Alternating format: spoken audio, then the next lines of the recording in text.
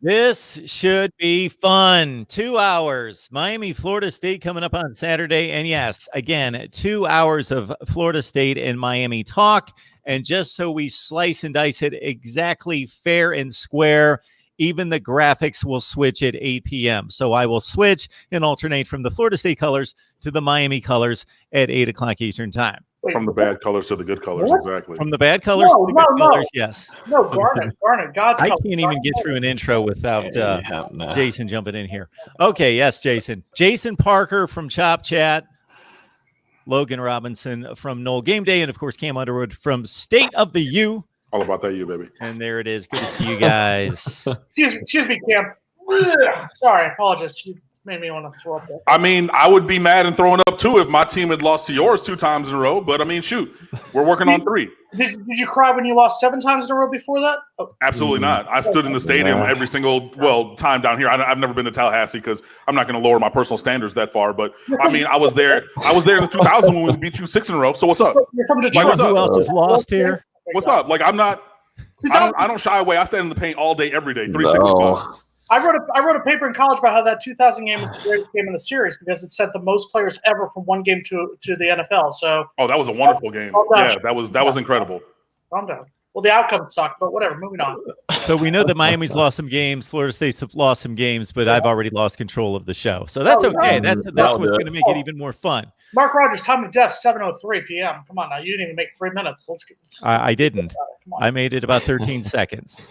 This is Mark Rogers TV, the voice of college football, and every Wednesday night at 7 o'clock we talk Florida State football, Florida State Seminoles live, hence the name. 8 o'clock Eastern time, Miami Hurricanes live. Of course, the 2 rivals playing this weekend, and so we are taking advantage. So before we dive into all the rivalry talk, I want to get the take on last week's games, and then I'm going to let you guys go into a free-for-all. So, Cam, we will start with you in regards to Miami football talk and your evaluation of the performance at Pitt. What we knew was going to be a close game, and it certainly was. It was a bit of a rock fight, but exciting to a certain extent, and the U pulled it out. Yeah, it was a tough game. We knew it was going to be a tough game just because Pittsburgh, they are, people have nicknamed them the super weapon because they've beaten national champions. They've beaten Clemson a couple of times in years where they went to the championship game or to the playoffs. So they're a team that, gets up for big games. Obviously, they derailed Miami's undefeated season in 2017. But yeah, the team had a players-only meeting last week. After the leadership had met with Coach Manny Diaz, and they really just started to rally around each other. And you could kind of see that even in the games that we've lost, Manny Diaz has kind of been on that moral victory kick of the team has not given up. But that is both true and hopefully bodes for future success. In previous years, like under Al Golden and things like that, when the team got down or lost a couple games, then the season came apart. So they did quit on previous coaches, but not this year. And they found a way to win that game, forced a few turnovers for Pittsburgh. N'Kosi Perry got pulled from the game because he played very poorly. And you all know that I've been N'Kosi Perry's biggest proponent ever since we started recruiting him as a high school junior. But he did not meet the standard, basically. I mean, he was quite bad. And I cannot sit here and say Malik Rozier and Jaron Williams needed to be pulled from their games previously for poor performance and be mute on the point if it was N'Kosi Perry. So he wasn't good enough. Jaron Williams came in, had some really big throws. The last touchdown throw, an RPO slant to KJ Osborne, was a perfectly thrown ball. KJ Osborne steps out of 2 tackles. He goes the rest of the way for a big, big win. And the defense just stepped up, held Pitt to 4 field goals, forced 3 turnovers. Gregory Rousseau with another 3 sacks. He's first in the ACC with 8 sacks, and he only started 3 games, which is kind of infuriating because everybody saw that he should have started a little bit earlier in the year, but he didn't. But, the kicking situation continues to be one that we'll monitor. Camden Price, another walk-on, he came on last week after being unavailable for whatever reason for a couple of weeks, and he made a field goal and all of his extra points in the game. And And yeah, so it's hopefully we get some guys back healthy. DJ Dallas and Michael Pinckney should be coming back this week. Manny Diaz said today for the FSU game after missing the Pittsburgh game, and Jeff Thomas is back from a 2-game suspension, which is big because he's one of the he's an electric playmaker. He scored 2 touchdowns last year against Florida State. So the team is hopefully getting a little bit healthier. Offensive line is playing a little bit better. The defense is still stepping up. Hopefully we get consistent performance from one of the quarterbacks. This week is going to be Jaron Williams with the start. So hopefully we go 3 for 3 with 3 new quarterbacks beating Florida State in 3 consecutive years. Yeah. So before I cut the Florida State boys loose, go to MiamiMoneyball.com. What you're going to find there is fantasy football play. You go and you can play any of the Florida teams, Florida State, Miami, of course, MiamiMoneyball.com. It's an affiliate, obviously, of the overall site. And you go and you predict statistics for the games. And, of course, dive in on Miami, Florida State. This is the perfect one to do it. Miami, Florida State, predict the stats on down the line, 12 different categories, and see if you can match me and surpass me, and you win all sorts of good prizes. So check out MiamiMoneyball.com. All right, now I'm going to turn it over to the Florida State side between Logan, between Jason, talk about that big Syracuse win. And I use that term in quotes, big Syracuse win. Miami beat the better opponent. There's no doubt about it. Miami had a quality win they should be proud of, beating a Pittsburgh team, the reigning Coastal champs. They were going for their 6th win. Florida State had the better win as far as how they got it done, and it all centers around Cam Akers. Cam Akers had an amazing performance. We're talking 4 touchdowns, had the 2-point conversion after we missed our first PAT, which you want to talk about the kicking woes with Bubba Baxa and the 2 walk-ons down at Miami. I'll see those, and I'll raise you Ricky Aguayo in Tallahassee right now.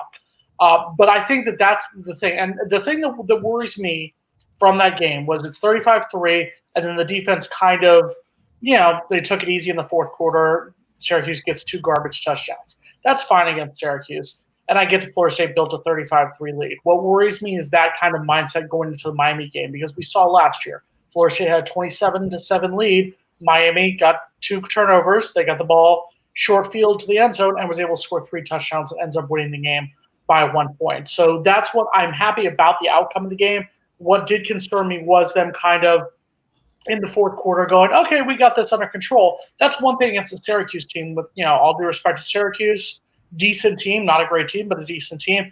That kind of stuff will not work against a Miami team that is better than their record. Both teams are better than their 4-4 record as far as talent, as far as what they have done this season. So that would be my concern heading into this weekend. On my end, something that I think I wish that Kendall Briles would have done is waited to use this Cam Akers QB package and save it for the Miami game. I think they kind of are going to give a lot of film to Miami, and they're going to watch a lot of it on how Cam Akers was utilized in the play there. The offense was moving. I think out of the 4 drives with Cam Akers back there, 3 of them, they scored 3 touchdowns. So that's going to be something that the Miami staff is going to take an advantage of. But Kendall Briles once again is going to have to call a very good game. Florida State is going to have to score in order to win this game, and they're going to have to score a good amount against a team that has a by far better defense than what Syracuse was bringing. Syracuse was not a great team whatsoever. We were kind of expecting this game to be, even though I predicted wrong, but Syracuse was terrible, and Florida State's going to have all rivalry games, you see a lot more intensity shown. There's going to be some chirping. This is Florida State versus Miami, one of the best rivalries in college football. I don't think, like what you said, Jason, I think the defense is going to come to play. I don't think they're going to let things go by them. I do think being in that environment, I do think Doak is going to be pretty riled up, even if the record is 4-4. And I know this has got to be a big win for Willie Taggart too, and his staff. The boosters like rivalry wins, and right now he's 0-2 against Florida and Miami.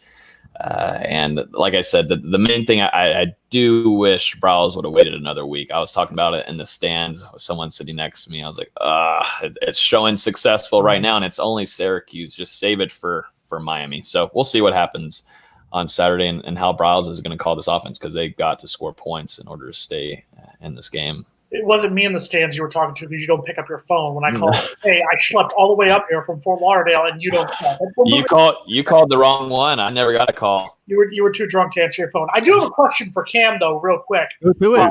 I was at 3 games. I was at the Virginia Tech game, the Virginia game, and the Georgia Tech game. And this is a Miami team that looked. Let's just be honest. They looked bad in the first half against Virginia Tech, and they looked pretty bad against Georgia Tech. And then they come out against Virginia and Pittsburgh and look, I would say, like decent monsters. Defense shows up in that game. You've covered this team. You went to the school and whatnot. Why explain this to those of us to those people who've only casually watched Miami this season? Explain how this Miami team looks bad against a team like Virginia Tech and Georgia Tech, and then looks like monsters in games against Pittsburgh and against Virginia. I think that you're seeing a little bit of the growing pains of Manny Diaz as a first-time head coach. Excuse me, not even a first-year head coach here, first time ever for him being the head man of a program. And I think that you're seeing some of those growing pains, figuring out a way to continually motivate 18 to 22-year-olds every single week in the pursuit of excellence. It's hard.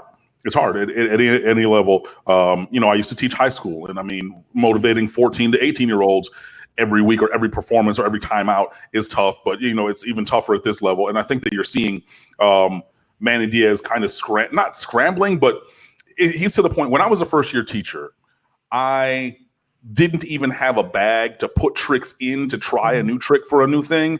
I think that Manny Diaz, since he coached so long, has a bag, but there's like only 1 or 2 tricks in there of how to motivate or how to do things differently. And sometimes those work and sometimes those don't.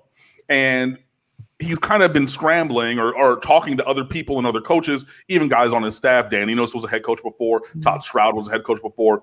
Talking to them to try to figure out how to get things going in the right and proper way consistently. And it's just it's been a season with large variance between the highs and the lows, unfortunately. I would like, to be on the level of, the Miami teams of the early 2000s or Florida State from 10 to 13 and, current Alabama, where your variance of performance is, negligible at best. The worst performance of those, for those teams on a weekly basis is still going to be good enough to beat 95% of teams. That's just not what's going on here. And it's a little bit on coaching. I think that it's a little bit on, I've said for a long time, it's on usage and deployment of players. I don't think that we need to be running a spread offense at Miami. I've been saying it for years. I've been saying it for 3 coaches, and we're not doing that. So I don't think that all the players are being utilized the best way.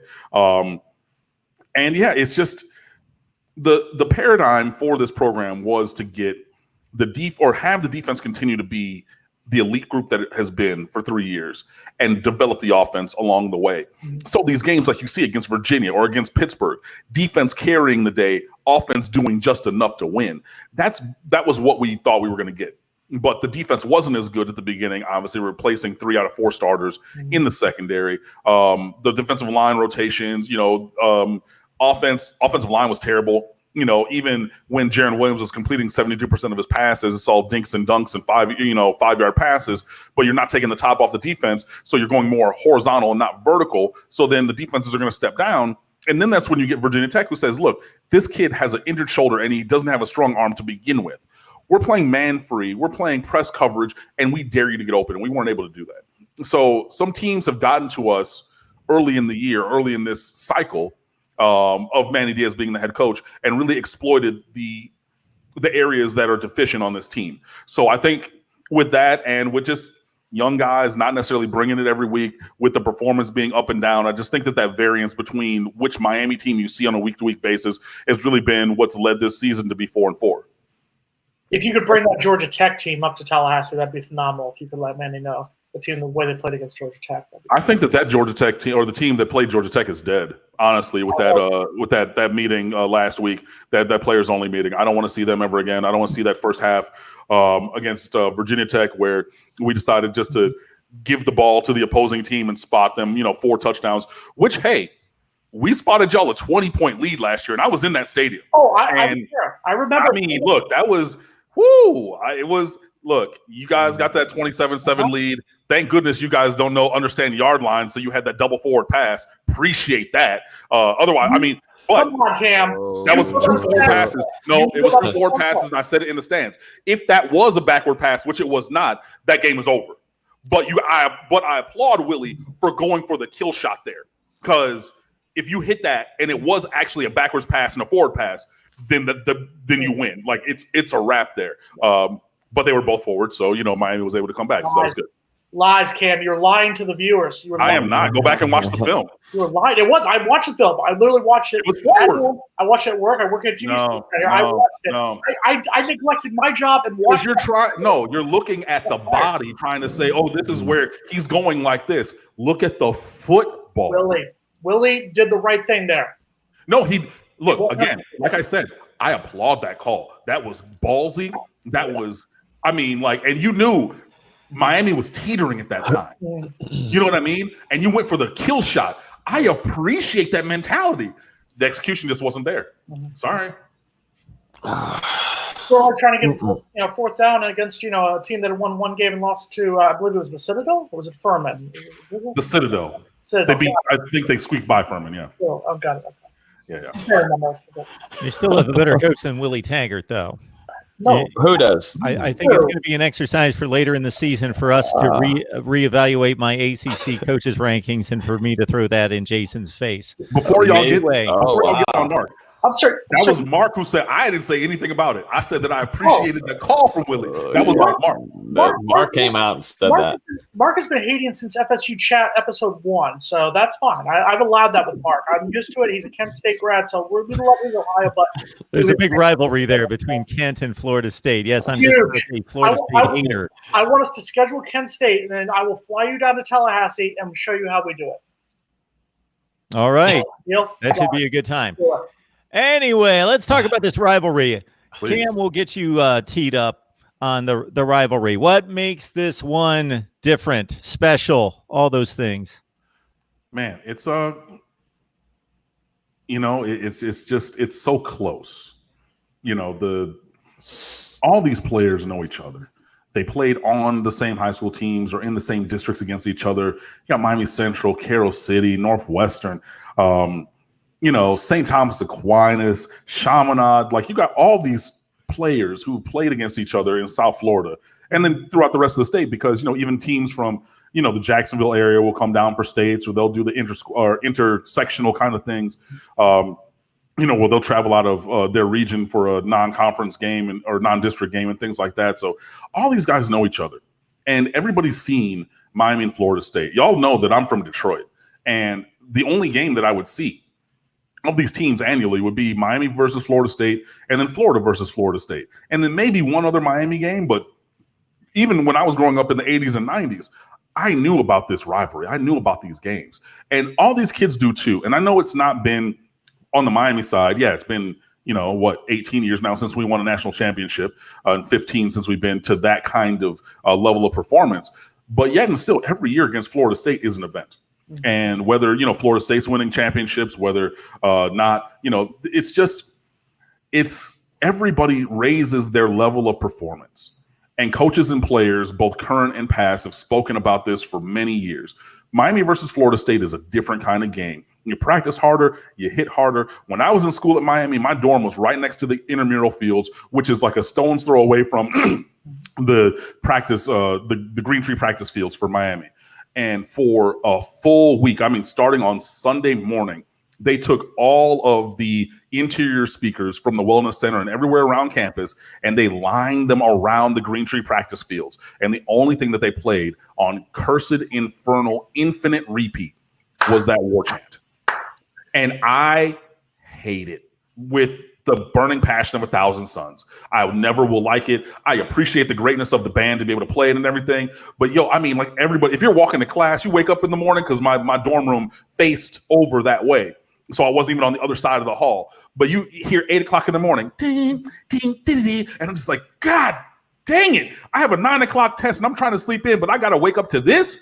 Nah, man, it's different. It hits you in a different place than all these different things. And that's what it means for me as just an alumni. Look, if you talk to these players, You already know. Like, I know these guys. I went to school with these guys. I started in front of a guy. If I'm Joe Yearby, I started at Miami Central in front of a Dalvin Cook, which is true.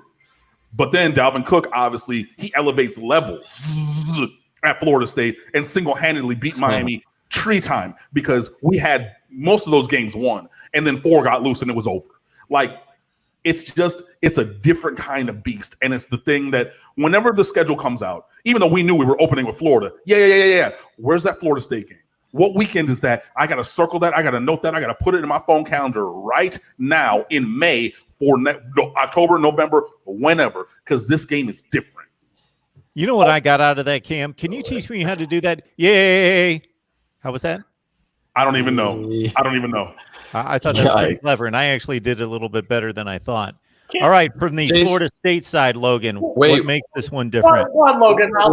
Were you were playing something on your phone, Jason? I swear that was you. I don't know. I'm sure he was. Can you get? Was that it, Cam?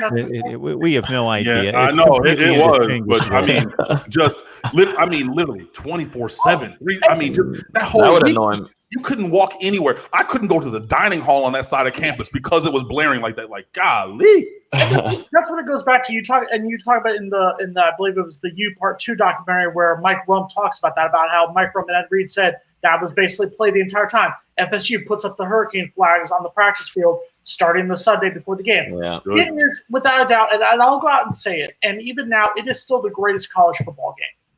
Period. It's better than USC, Notre Dame, Army, Navy. That's the only reason why ABC is right there right now. It's the only reason why there was a chance that 2 teams could have been 3-5, and ABC was even considering it being the primetime nationally televised game.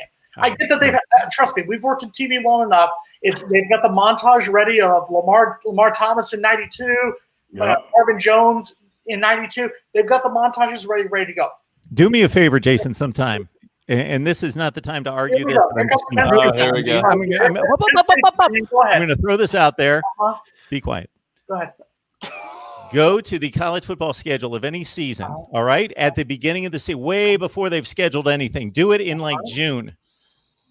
Go look at the complete schedule for the entire season. You will see 2 games where they will have the network and the game time listed already. One is Army-Navy, late in December. Nobody else is playing. The other one will be Ohio State and Michigan. Mazel tov to both. Fox got the rights to Ohio State, Michigan. That's great. Even before Fox, I'm a native CBS, Michigander. ABC, That's been going on forever. Noon on a major network every year. It's not even discussed. Kent State, calm down. Florida State Miami has meant more than a game between an Ohio State team and a Michigan team. That a Michigan team's going to come in there with what, 2 losses, 3 losses? Sorry, we're not talking about one specific year, Jason. Fine. We're talking about a rivalry over time. Florida State Miami and I have all respect for this Florida State Miami. Some of the greatest athleticism on a college football field I have witnessed from the late '80s to some degree last year. Between these 2 teams. So I have great respect for these 2 schools as football playing institutions that bring the very most elite talent to the field, as good as anybody, year after year after year. No game in the modern era, and I'm going to say, let's say modern era, saying from 1980 on, so the last 40 seasons. Is that your definition of the modern era? We go by the Jason Parker definition of the modern era. Born in '83. Yeah, we're going to go with that. All right. Okay. So yes, it is. It's the best college football game. It is the one that, I'm sorry, in a 31 season period from 1983 to 2013, the teams either played for or won a title 14 of those seasons. Nearly half the time, it was Miami or Florida State playing for the title. Almost always the winner, except for '89 when we beat Miami and they went on to win the national title. It's the most important game for both teams. Like Cam said, he cares more about Florida State than playing Florida. I hate Florida a little bit more. I dislike Miami. I hate Florida. But it is the most important game, especially for someone like me as a Florida State grad living in South Florida. I need Florida State to win so that I can survive for the next year and not have to hear about 3 wins in a row from Miami. I need this from FSU. It's the most important thing. But it's also important because of the fact that Florida State, and Cam touched on a little bit, you go back into the 70s where Howard Schnellenberger in '79, and he started turning Miami around, and Miami they started winning games, going to bowl games, and then winning their first title in '83. They basically closed off South Florida, which I have said on here before is the greatest area of high school football in the country. and we talked about this, in the entire country. There was one school that in the 80s, when Miami was a dynasty era, that came in here and was able to recruit more than just one player, taking one or two players, and it was Florida State. Bobby Bowden, much in that same mold as the Howard Schnellenberger type, was able to come in and take players from Miami, from Fort Lauderdale, from West Palm Beach, from Belle Glade, and was able to build it up in Tallahassee. So like Cam said, Cam is 100% right. Florida State was able to build off of South Florida. They were able to get the leftovers that Miami wasn't getting. And then when Florida State started to build their dynasty area and Miami started going down, Florida State was able to get the top players from South Florida, getting guys like Dalvin Cook, getting guys like LaMarcus Joyner, from Southwest Miami, and then he goes up to St. Thomas for his senior year. So that's why. It is the game that means the most. And even this year, I will say it, the Florida State-Miami game, the reason why this is going to be the best game in series history is because of what matters. And Cam touched on it a little bit before he signed on. Florida State still has Boston College and Florida, both on the road after this. Miami still has to go to Duke, still has to play FIU on the road at Marlins Park, and they still have a Louisville team who is much better. Both teams still have games that they can lose on their schedule. They cannot afford another loss if they both want to go to a bowl game. For Florida State, I will say it, if Willie Taggart has another losing season, I don't see him coaching in the 2020 campaign. So that's why I think it's more important. Wait, Paul. I'm sorry. Hold on. So if you have a losing season this year, if they have a losing season this season, and if you've watched any of our shows, I am the biggest Willie Taggart fan. I don't see how you could say if Florida State goes 5-7 this year that Willie Taggart sticks around for the 2020 season. I don't see it. I want it to happen. I want him to stick around. I understand that it's more than just a 2-year thing. I get it, but I think the pressure is starting to get to where it's getting close. I think there's a lot of alumni who may have been willing to give Willie a chance who are starting to go the other way on that one. That's just a fact. And I think Manny's getting the hometown discount this season. If Miami somehow goes 5-7 this season, it's going to be the same things that were said about Willie last year. Oh, he was rebuilding. Oh, it was it was a borderline dumpster fire, although I don't think Mark Richt left it as bad as Jimbo Fisher left FSU. But then 2020 will come around, and then the pressure will be on Manny at that point. That's why this game is going to be most important because of what is on the line. Wait, this is to be the best game for the Florida State versus Miami. I know I'm young and I just shaved, so I look even younger. I'm in college. But I do feel like my dad and my mom told me there were some pretty important at Florida State versus Miami games back in the day where it would even lead to national championships. Hopes of that where wins were on the line in order to move on to where, that's going to be a national championship. I was at every wide right. I was at the wide left in 2002. So I've cursed our kickers more than everyone combined here in this chat. This is the other advantage is that those games were also earlier in the schedule. Those games were in the first or second week of October. So if you lost, you still had a chance to come back. There was still probably a game or two left on the schedule that if you won, you could jump up, you could get back in. In the 2000 season, you had it where, Florida State loses to Miami and Florida State still plays for the national title because of the rest of their schedule. Which was a screw job anyway, but whatever. And moving on, continuing, and it was also a backwards pass last year. Moving on, right now, your games left, Florida State would have Boston College, Alabama State, and Florida. And I just repeat Miami's schedule, Louisville, FIU, and Duke. Which games from there can you do anything with at this point? This game means more, and it's going to be the best game. And I think you're going to have guys from both Miami and Florida State who are going to play the best than they've ever played before. Roger Shaw's on the line here. I think he's actually got a decent question because I would like to serve this up to both because I think it's easy to just distinguish or fail to distinguish the two rosters, Florida State and Miami, just to say they're both underachieving. 5-7 last year, 7-6 last year, both at 500 this year. They're both underachieving. They both have top 15 rosters, and that's what it is. They're not being coached as well as they should be. But is there a distinction? Cam, we'll start with you. Can you make any distinction between these two rosters in regards to talent level? It's close, honestly. I think that Miami, to Roger's point, does have better talent. I've said this all year long. The only team that I thought that was on peer level talent was Florida. That was a 3-point game. I think that Miami's talent is slightly better. It's not like night and day. It's not Miami versus Kent State, to take one of my friend's lines there in terms of talent. But I think that Miami is more talented on the top line, but the thing is with depth across the roster, I think that Florida State's twos across the board might be a little bit better than Miami's second string. But yeah, I just did the combined rosters or combined starters for a combined Miami FSU roster for this year. I had 17 starters for Miami and 11 starters for Florida State in the top group, and that's including like sub packages, 3 receivers, a nickel back, things of that nature, including special teams. So it's close, but it's not even. So I do think that Miami does have more talent. It's also where that talent is, though. It depends. Both teams have great skill position talent.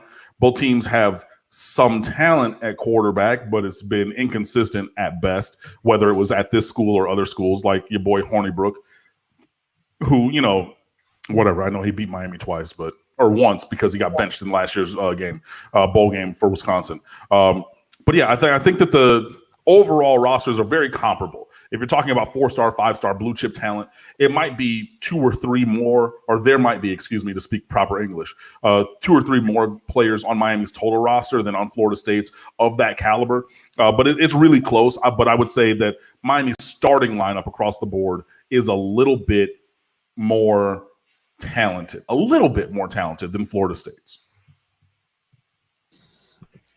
Thoughts on that one? Logan, go ahead.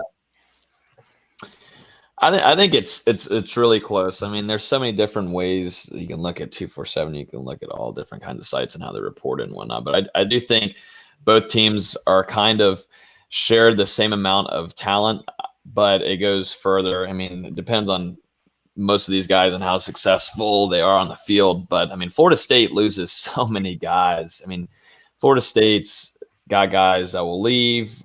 This happened definitely after Jimbo Fisher, but even while Jimbo Fisher was there, he held a lot of good talent, but guys ended up leaving, getting in trouble, or now that with the transfer portal, it becomes a bigger threat for FSU and losing this talent. And definitely if you guys, I mean, Florida State's lucky right now to have 2 5-star running backs there. You got Kalen LeBourne, but of course your number one guy is Cam Akers, who's having an excellent season. But, Florida State's keeping Kalen LeBourne, and Kalen LeBourne is expected, from what I've heard, he's not transferring anywhere. He plans to be the number one guy heading into the next season. So I don't think there's too much of a – I think it's almost 50-50 with the talent-wise. I think Jason might say differently, but I'm staying more on the 50-50 route talent. I just – we can talk about how much talent there is and all that, but the way that these guys are coached is such a plays a bigger part, because we know what kind of talent there is. A lot of them, like we talked about earlier, are from the same neck of the woods. These guys come from very high-powered high schools, and it just depends on who gets them as a coach and how they're utilized. Plays a big role. But talent-wise, I think both teams have about the same amount. I would give, if you're saying, I'd break it up into 2 parts. The defense, I would say Miami has an advantage. I think right now Miami's defense is playing better than Florida State's defense. I think Miami has, if you're, like Cam said, if you're going position by position, I'd give more towards Miami. I think on offense, I would give a slight edge to Florida State, mostly because of Cam Akers, mostly because I would trust both James Blackman or Alex Hornibrook over Jaron Williams or N'Kosi Perry. I'm not saying by a wide margin, but I would trust them. And I would give the offensive line, as much as we've ripped FSU's offensive line, I would give it a slight edge over Miami's offensive line. So I would say Miami has a little bit of a bigger advantage over FSU on the defense. I say FSU has a slight advantage over Miami on the offensive side of the ball. We are being asked right now, and I will let some people know here. I have completely blocked out. Well, the application is completely blocked out Cam and Logan. Unfortunately, I've tried every configuration. I have tried every configuration of camera shots to make sure that everybody gets on here, but it's impossible. This is all I have to work with. There you go. Come on, bud. Hey, Cam, how you doing? Hey guys. Hey. Whoever chimes in on this one, I will give you a full screen and reward you for answering and be able to see you. My answer to this question, between who would make the better in-game adjustments, Taggart or Manny Diaz, would be neither, but I'm not the expert. So we'll let you guys dive into it. Way to go out there, Mark. Good job, bud. That's probably a fantastic answer, honestly. Florida State, that's something that me and you've talked about, Jason, on here multiple times, is the second half adjustments mainly. We don't really see that as much with Willie Taggart. Maybe we've seen some progress, but still, it's Syracuse. Had a rough time with Wake Forest. Florida State, one thing about Jimbo Fisher, what he brought to the table was you were always you felt good at halftime, even if there was still a close game or y'all were down by a little bit of points, because you knew Jimbo was there, and also maybe this guy named James Winston was also there. But Jimbo would make some very nice second half adjustments, and Florida State would end up usually winning those games because of them. With Willie Taggart, there's not really I haven't seen much of a huge change in the way games are being called, play calls. And that's something that has caused Florida State to lose a lot of games under Willie Taggart. There's got to be some kind of adjustments, and that's something in order for this game to get a win, there's going to have to be a lot of adjustments because this is a rivalry game. Teams are going to do things that they haven't even seen before, that they watched on film. And going back to what I talked about, where friggin' Kendall and Taggart, they should have ran this Wildcat, this Cam Akers threat this weekend against Miami instead of Syracuse, because now Miami's got the film on it. So adjustment wise, this is once again, I don't give it any. I don't think Diaz, in my opinion, either plays a big role in his changes either going into the second half. Before you guys jump in, let me address the comment on the screen. James Scott, James, you are amazing. You comment all the time. You like the videos. You are a great encourager and supporter of the channel, but you are dead wrong here. And this is kind of my calling in life, is to correct people when they're wrong. All right. So do we get wrong or what? Let's understand something right here. And I'm reading it directly from CBS Sports. And this is just not last season. This is almost every season. And when it's not the top rated game, it's in the top 3. Yeah. For the season, Ohio State, Michigan ranks as the highest rated and most watched college football game on any network, period. James, what are you talking about? You have no idea what you're talking about. You were just pulling stuff out of the air. Well, because and it's one look, and it's huge. I'm not discounting it, but don't make inaccurate statements on here. People in the Midwest will be asleep by 3:30, so that's why they're not going to watch Miami FSU. Move on. So moving on. Hey, they might not. To answer the question about who's a better second half guy, and it's Manny Diaz. And I will point out to an example real quick. Look at the Miami Virginia Tech game this year. Miami looked like hot garbage in that first half, and they came out in that second half and looked like rock stars. The Georgia Tech game, I know it's Georgia Tech, so I'm not giving them a whole lot of credit, but you look in that first half, garbage fire. Second half, rock stars. Florida State, the first half against Boise State, Virginia, Wake Forest. Hey, we're going to win these games. Second half, hey, look, there's 3 losses right there. So it's basically simple. Right now, so far through the first 8 games of the season, the answer has to be Manny Diaz. I'm not saying he's a revolutionary or whatnot, but if you're saying who does better at second half adjustments, halftime adjustments, it's Manny Diaz. I not only agree in terms of him being a head coach, but if you look back to, I'm sorry for moving around my camera, but if you look back to his time as coordinator here at Miami, the changes that happened at halftime propelled Miami to wins. 2017, that smoke and mirror season, halftime adjustments in that year. Last year, 2016, every year since Manny Diaz has been here, the defense under his direction made changes to find wins. Even this year, as a head coach, halftime adjustments now make or put the team in a position to be competitive. And look, in some of these games, that Georgia Tech game and that Virginia Tech game, the changes needed to be made to make it competitive and not make it a 5, 6, 7 touchdown blowout loss. Okay, so those are the things that are going on there. Now, where my reticence or where I'm uneasy about Manny Diaz is the preparation heading into the game. Because when the game is going, he's able to figure it out, pick it up. I'm going to change it. I'm going to figure I'll get it working. But coming into the game, the team has been ill-prepared several times. Over the course of years. And this is back to, when Mark Richt was here. and things like that. So I think that is what gives me the most pause. I do believe, when the punches start flying and the things are going on the field during the game, Manny is one of the best, I would say, in the country at making adjustments in the flow of the game. But I question why these massive changes need to be made, because if you were properly prepared coming into the week, then I think that, the performance would be better. Obviously, the team would be more motivated. The way that we're playing on the field, the points that we're putting up in the first half would be different. But then you're all of a sudden playing, catch up at halftime, which he's great at. But I would love it if that performance and mentality we had for the week coming in. And then instead of spotting the other team 3-4 touchdowns, we were the team that was up 3 or 4 touchdowns. Now we're making adjustments to where they're going to go in the second half and really stomping on them.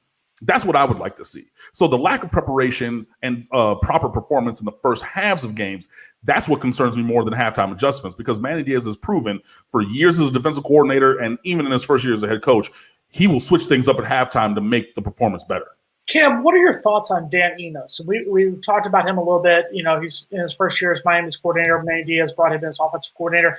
And every time I'm at the games, you hear the fans are all screaming, wanting his head at times. What are your thoughts on him? Was there too much sold on him coming in, or do you think he just needs to get time to get Miami's offense together? I don't think it was too much being sold. I think it was being sold I don't want to say a false bill of goods, but it wasn't. Manny Diaz was being a politician like his father, who was a 2-time Miami-Dade mayor.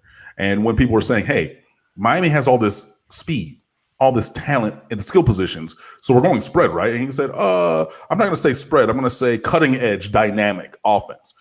Okay, cool. And that's not what we're seeing. And that's where the disconnect comes. I believe that Dan Enos has made both N'Kosi Perry and Jaron Williams leaps and bounds better than they were previously. Now, unfortunately, my boy N'Kosi slid back, had one of his poor performances because the floor is very low, but the ceiling is sky high for him. So he had one of those bad performances last week. He gets benched. I get it. I admit it. I understand it.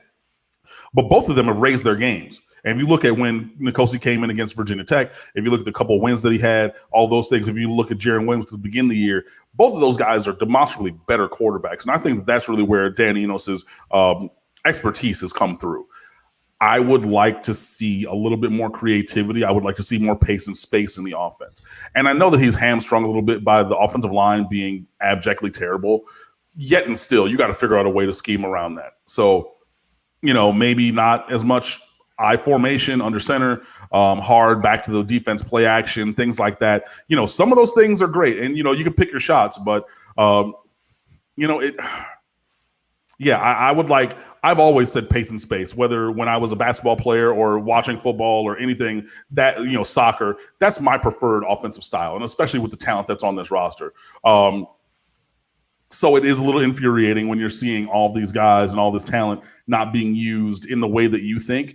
And if they were used and if they were like doing numbers, I wouldn't care that they weren't being used in my preferred way because, they're putting up numbers. That's not what's being seen. And that's why I think that people are really kind of upset with Dan Enos right now. Jason, whenever you were talking about the chanting in the crowd for Enos to be fired, which stadium were you talking about? Were you talking about Miami's, or were you talking about an away game?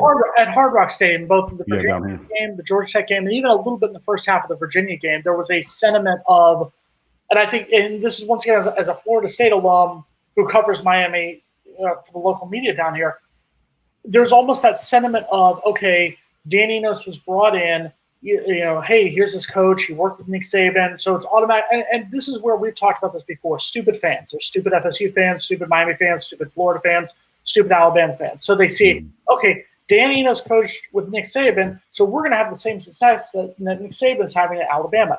It doesn't work like that. And that's not a knock against Miami's players. But right now, Miami does not have the same roster Alabama has. They have athletes. They should be better than 4-4. But the idea of, you're 4-4. You've literally done 8 games. You haven't proven you're not 8-0. You are a failure. That's BS. And it's the same way with FSU, with people who I'll admit I'm not a big Kendall Briles fan because of the off-field stuff. I'll give him credit for on-field, and I think he has advanced that offense light years ahead of what it was last year. But I think you still have to give it more than one season, unless you're Walt Bell, who you go to UMass and your one win is against Akron. Mm-hmm. So real quick again, you guys will continue the conversation, but I got to cut in to correct James once again. So the Miami-Florida State game was ESPN's highest, the 2006 game being the most watched college football game in the history of ESPN. You know what, James? Listen to this. Yeah. The highest rated game in the history of ESPN at that point in 2006, the Miami-Florida State game in 2006 got a 6.9 rating. It's awesome. Guess what the Ohio State-Michigan game did in 2006? What did it do, Mark? 13. I was going to say like 13. Yeah, like double that. It's also on a broadcast channel. Come on, James, stop it. I don't want to embarrass you anymore, James. You are a faithful viewer and so forth. Now, you guys carry on. The discussion has been amazing. Keep going. From now on, don't attack anything with the state of Ohio, the Ohio State Buckeyes, the Michigan Wolverines. The Big Ten is the greatest conference ever. Is that what you want, Mark? I'm just giving and delivering facts. That's all I'm doing, Jason. I have not added any commentary to it. I'm just delivering facts. I'm just correcting people. Go blue, rah, rah, rah. That's right. Go blue. Hail to the victors, baby. 3 Michigan videos posted this week. Thank you. Amen. Now, let me ask Logan and Jason. So you guys asked me about the offense and the quarterback. Where do you stand on James Blackman versus Alex Hornibrook for Florida State? I was a huge James Blackman fan at the start of the season, and I said he should be the starter because he has earned that starting spot. When Florida State struggled, the loss against Virginia, and even after the loss against Clemson, I was still saying, okay, he can't lose the starting job unless I feel that you have to play yourself out of the starting job.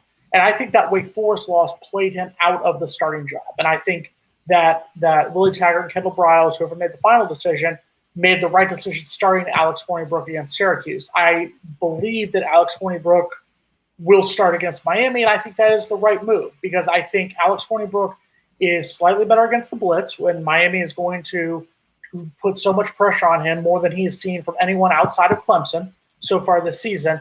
Manny is the best coach in college football. Okay, put down your beer. Cover down. Calm down. Manny is nowhere even close. Moving on. That was like the 7th beer. What it was. Seriously, he's a nice guy. He's a Florida State alum, but let's calm down on that one. But I think Alex Hornibrook has solidified himself as a starter in this game. Now, can he play it out, and can James Blackman come in? Yes, and that's where the question comes up. You've taken James Blackman's starting spot away. You know, what happens if Florida State falls behind against Miami and you have to turn to him? Is his confidence gone? My problem with James Blackman is I saw the same mistakes coming up in the second half of games against Virginia, against Boise State, even against Louisiana Monroe, that he was doing as a true freshman in 2017. And other stuff as a true freshman, it's, oh, he's a true freshman. Okay, it's fine. That stuff's not going to cut it 2 years later. So I'm happy with the move to Hornibrook. I believe he will start against Miami, and I think it would be the right move. Mm-hmm, yeah. I also was I was picking James Blackman to definitely start the season, and it irritates me because we've seen where he can flash, and you can see how pretty his deep ball is at times, but it's just fallen off. I think it's mental. It doesn't seem like he's progressed any whatsoever, and he's hurt himself, and he's put himself into situations to where he can lose that spot. Do I think that both of them are just like Hornibrook's so much better than him? No, not really. I just think that with what Briles and Taggart have done, whenever they were switching out 2 quarterbacks, almost every drive, even after one would score, and then they'd put in the other one behind him, which I thought was idiotic. And I don't know why any coach would do that, but they did. It switched up a lot of things, and maybe that lost a lot of maybe Blackman's focus, or a little bit of he felt a little bit more disconnected from what maybe he thought the game plans were going to be, because James Blackman definitely is the biggest leader on this team. He's still a captain out there. And a lot of the teammates go to him. He's still on the sideline. He's still up there dapping everybody up after they score. So, I mean, I still for sure expect Hornibrook to be the starter for Florida State on Saturday.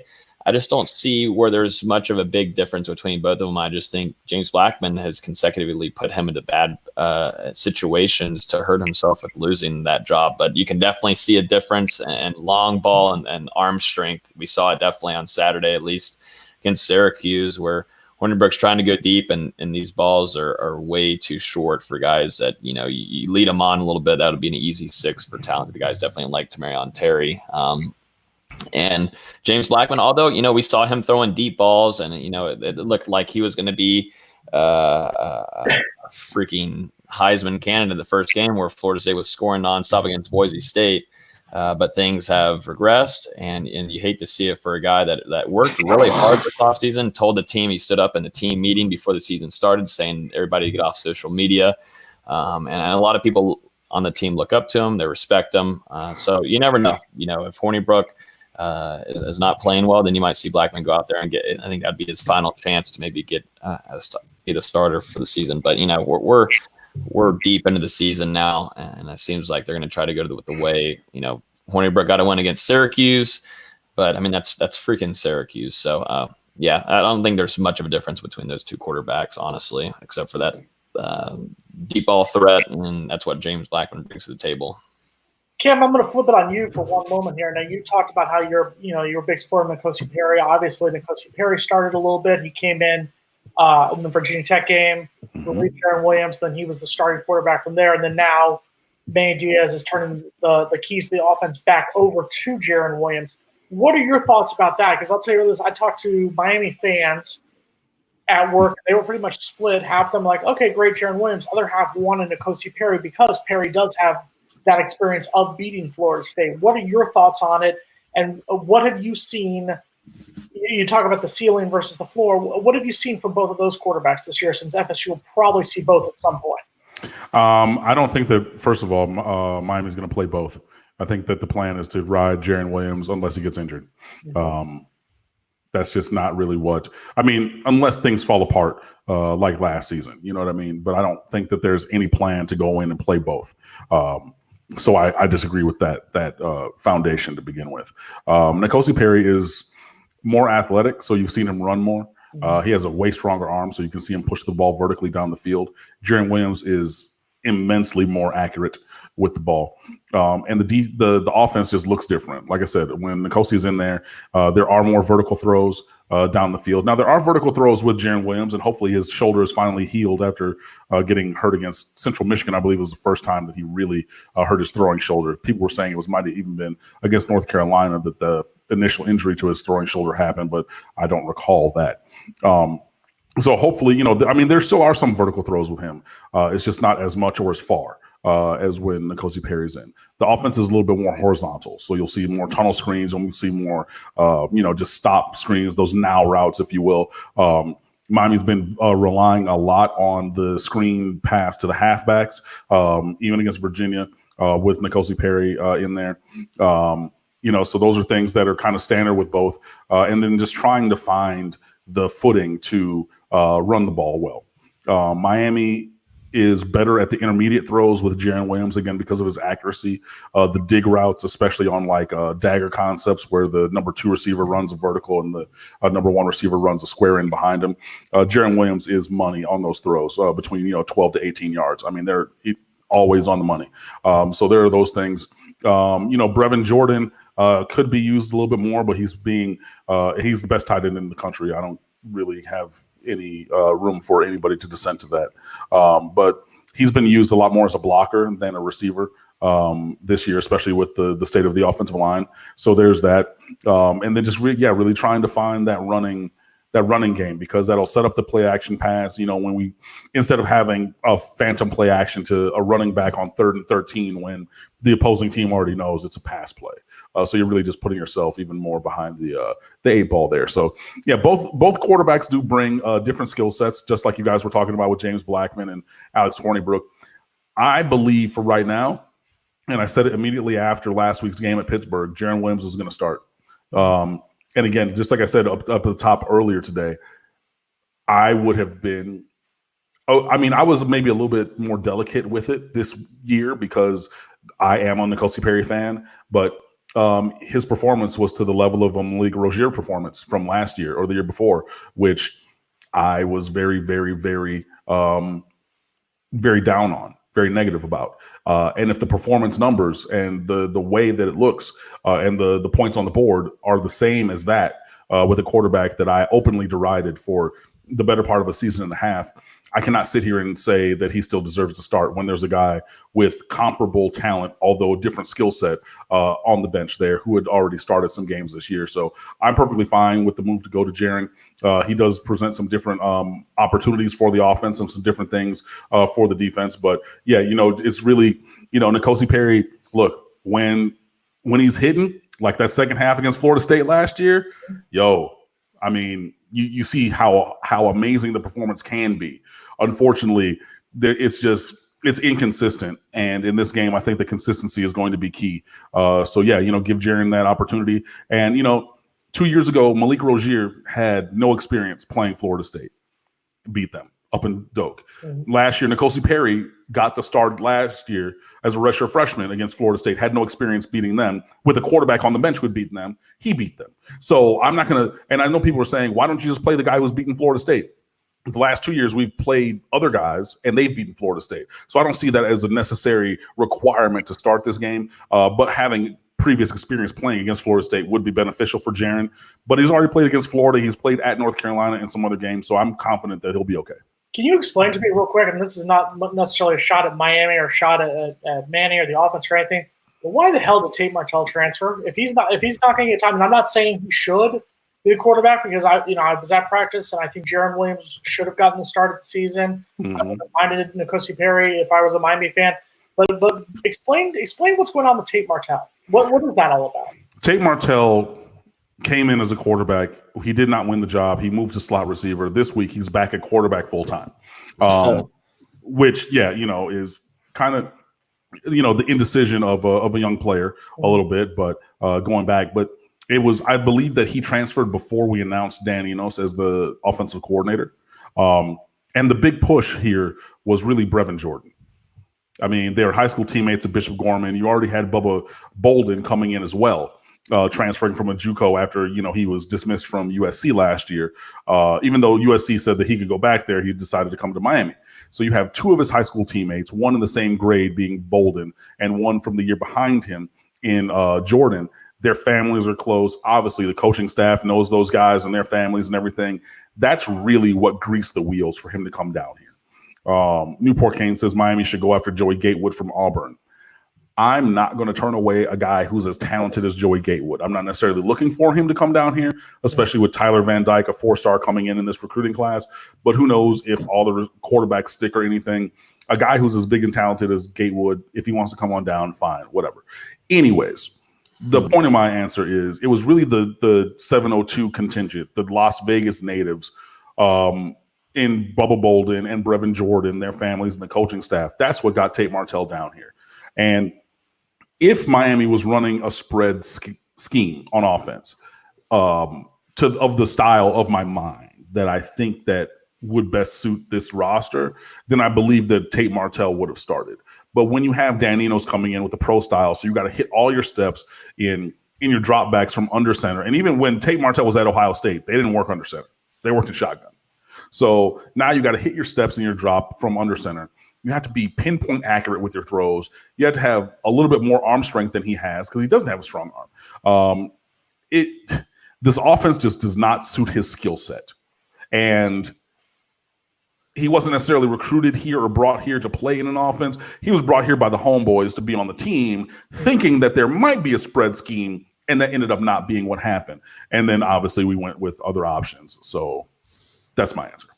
By the way, for those who are asking why I'm so logical, I don't dislike Miami. I mean, I dislike Miami. I hate Florida. Miami. Amen. I get paid to cover Miami down here. I've lived in South Florida. I don't mind the Kings the rest of the year. I hate them this week, but I don't mind them afterwards because they help pay my paychecks. So that's why. I'm different. Well, that's just you, Jason. You live up there. You picked Florida because I'm in Tallahassee. you're a hater. That's fine. You picked Florida. You picked the devil, and that's fine. I picked them before the season for Florida State to lose to them. You're a And I hater. still predict it. Wait, you're not going to predict that to happen? We'll find out on November. What is that? 27th. The Wednesday before it. We'll find out. Look, I got on here with Mark, and and on the website I wrote it. I was dead accurate. Florida 24, Miami 20. I didn't like it. I hated it because I hate them infinitely more. Like, I dislike Florida State, but I at least respect y'all. I do not respect them at all.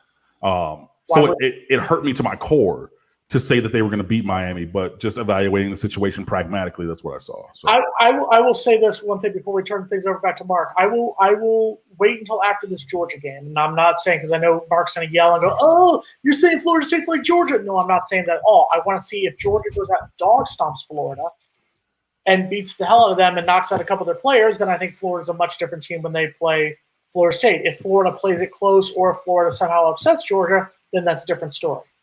Is that a good one? That's usually how I do it too.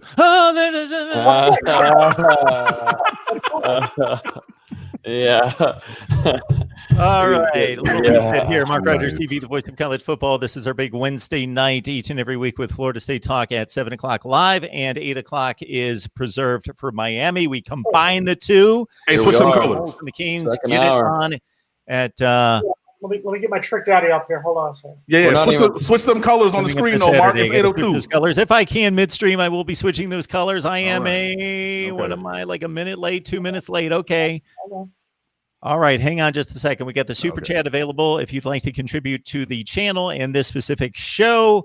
MiamiMoneyball.com, MiamiMoneyball.com. Lay your statistical predictions on the Florida State Miami game. I will get the graphic up, but it's simply MiamiMoneyball.com, and you can win all sorts of prizes if you get the stats correct. Also, join our Voice of College Football community, where I will make my prediction, of course, on the Florida State Miami game.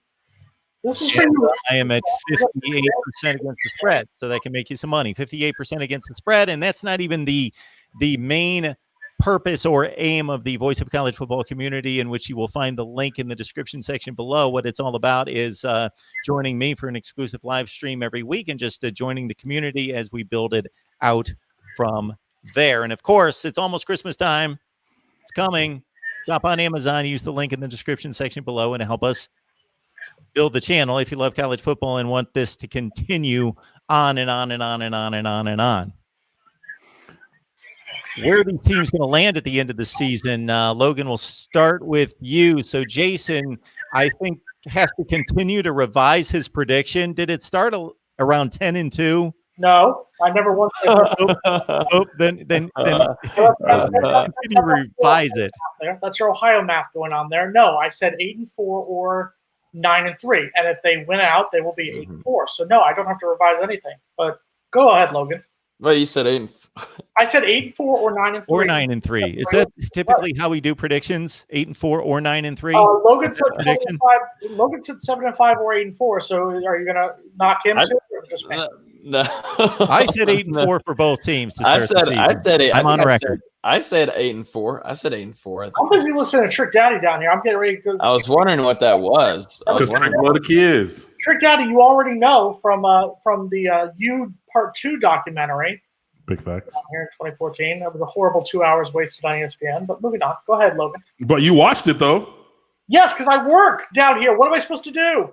I get paid to cover you guys. You can do anything else in the world. You don't have to watch that, but you love it. Should have the inside of the You video. love it. Can't get enough of it. Go ahead. No.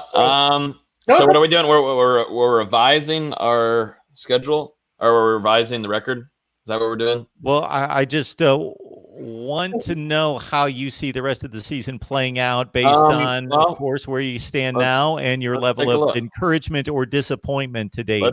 Let's take a look here. Mark was just taking a shot at me real quick, so you're just in this victim here. So Florida State. Yeah, you're just in the crossfire. Florida State got an extra win added onto their schedule, or I was going to predict Florida State to lose, and Jason would have lost his mind and tried to punch me through the screen. But I would wait. over the weekend, they announced the game time for Florida State versus Boston College. That's at noon o'clock. Florida State will win that game just because of that. If it's a night game, then for some reason Florida State gets rattled, and it's so dramatic for them. And Florida State versus Boston College at Boston College is always a problem for Florida State and always has been. So there's that. Let's see. We're waiting on the Miami. We can't make predictions here, Mark, so we're going to hold off on that. I do think Florida State, of course, Alabama State, that shouldn't be a game. And I am predicting Florida State to have a really tough time at Florida. I'll be at that game. And I do think, I don't know, unless Cam Akers shows just one last time how great he is and having a phenomenal season and wants to move up that draft board and brings this team a win back to Tallahassee, I don't see Florida State staying in it actually for too long. I would hope that it wouldn't be that way. And for me driving down there with my Gator friend, I would hope that would not be that way. But I have a feeling I'm going to put myself through hell and be down there in Gainesville. It'll be the last time I was in Gainesville, though. That was during 2013. And things were a little bit different then. There was a guy, Jameis Winston and Telvin Smith and Kelvin Benjamin that were there. And they kind of changed the way how that game was played. So it's going to be a little bit different. So I predicted 8-4 before the season. And I think that would have been some really good momentum going into Taggart's third year. But things are kind of a toss and turn right now. I mean, Florida State, okay, 35-17 Syracuse. Syracuse is a terrible team. I mean, let's just say it straight up. They're awful. Hot take. So Logan, Jason, and Cam, let me rephrase that. That was a poorly worded question and a very uninteresting question. So let me rephrase it this way. You had certain expectations for your team.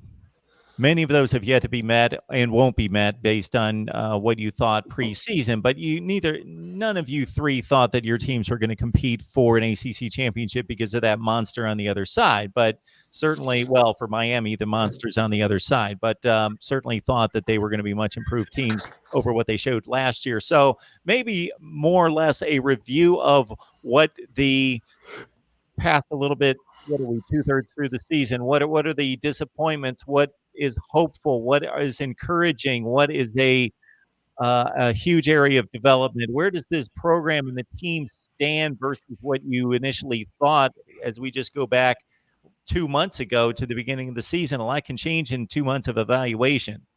Well, I was just going to say something real quick since I just got done talking. But what I'm starting to get worried about is, once again, is this another Dalvin Cook scenario where Cam Akers is carrying this team and keeping them in games? Is this what this is, Jason, to you? Because it's starting to feel a little bit like that. I know it was a Syracuse game, but even before that and blah, blah, blah. Is that how it's starting to feel? Because, damn, is Florida State lucky to have some really talented running backs coming in. And some respect has got to start going to Dante Pimpleton. I mean, last year, Cam Akers didn't look like himself whatsoever. He didn't like how he was as a freshman. But Dante Pimpleton was getting crap over – this is a whole nother conversation, but he was getting crap over recruiting and all of this jazz. But I'll tell you what, he did his work. He's done his recruiting, brought in guys, and then also now Cam Akers and Kalen LeBourne. Both of these guys look very nice. I wish we could still see, God, what's his name? I was just talking about it earlier. Third string. Amir Rasul. No, right now. I can't believe I'm forgetting his name. He's out right now. Hasn't seen the field whatsoever. He's dealing with personal issues. Why, you shouldn't have had that beer. Okay. No, I guess I shouldn't have. Yeah. Here we go.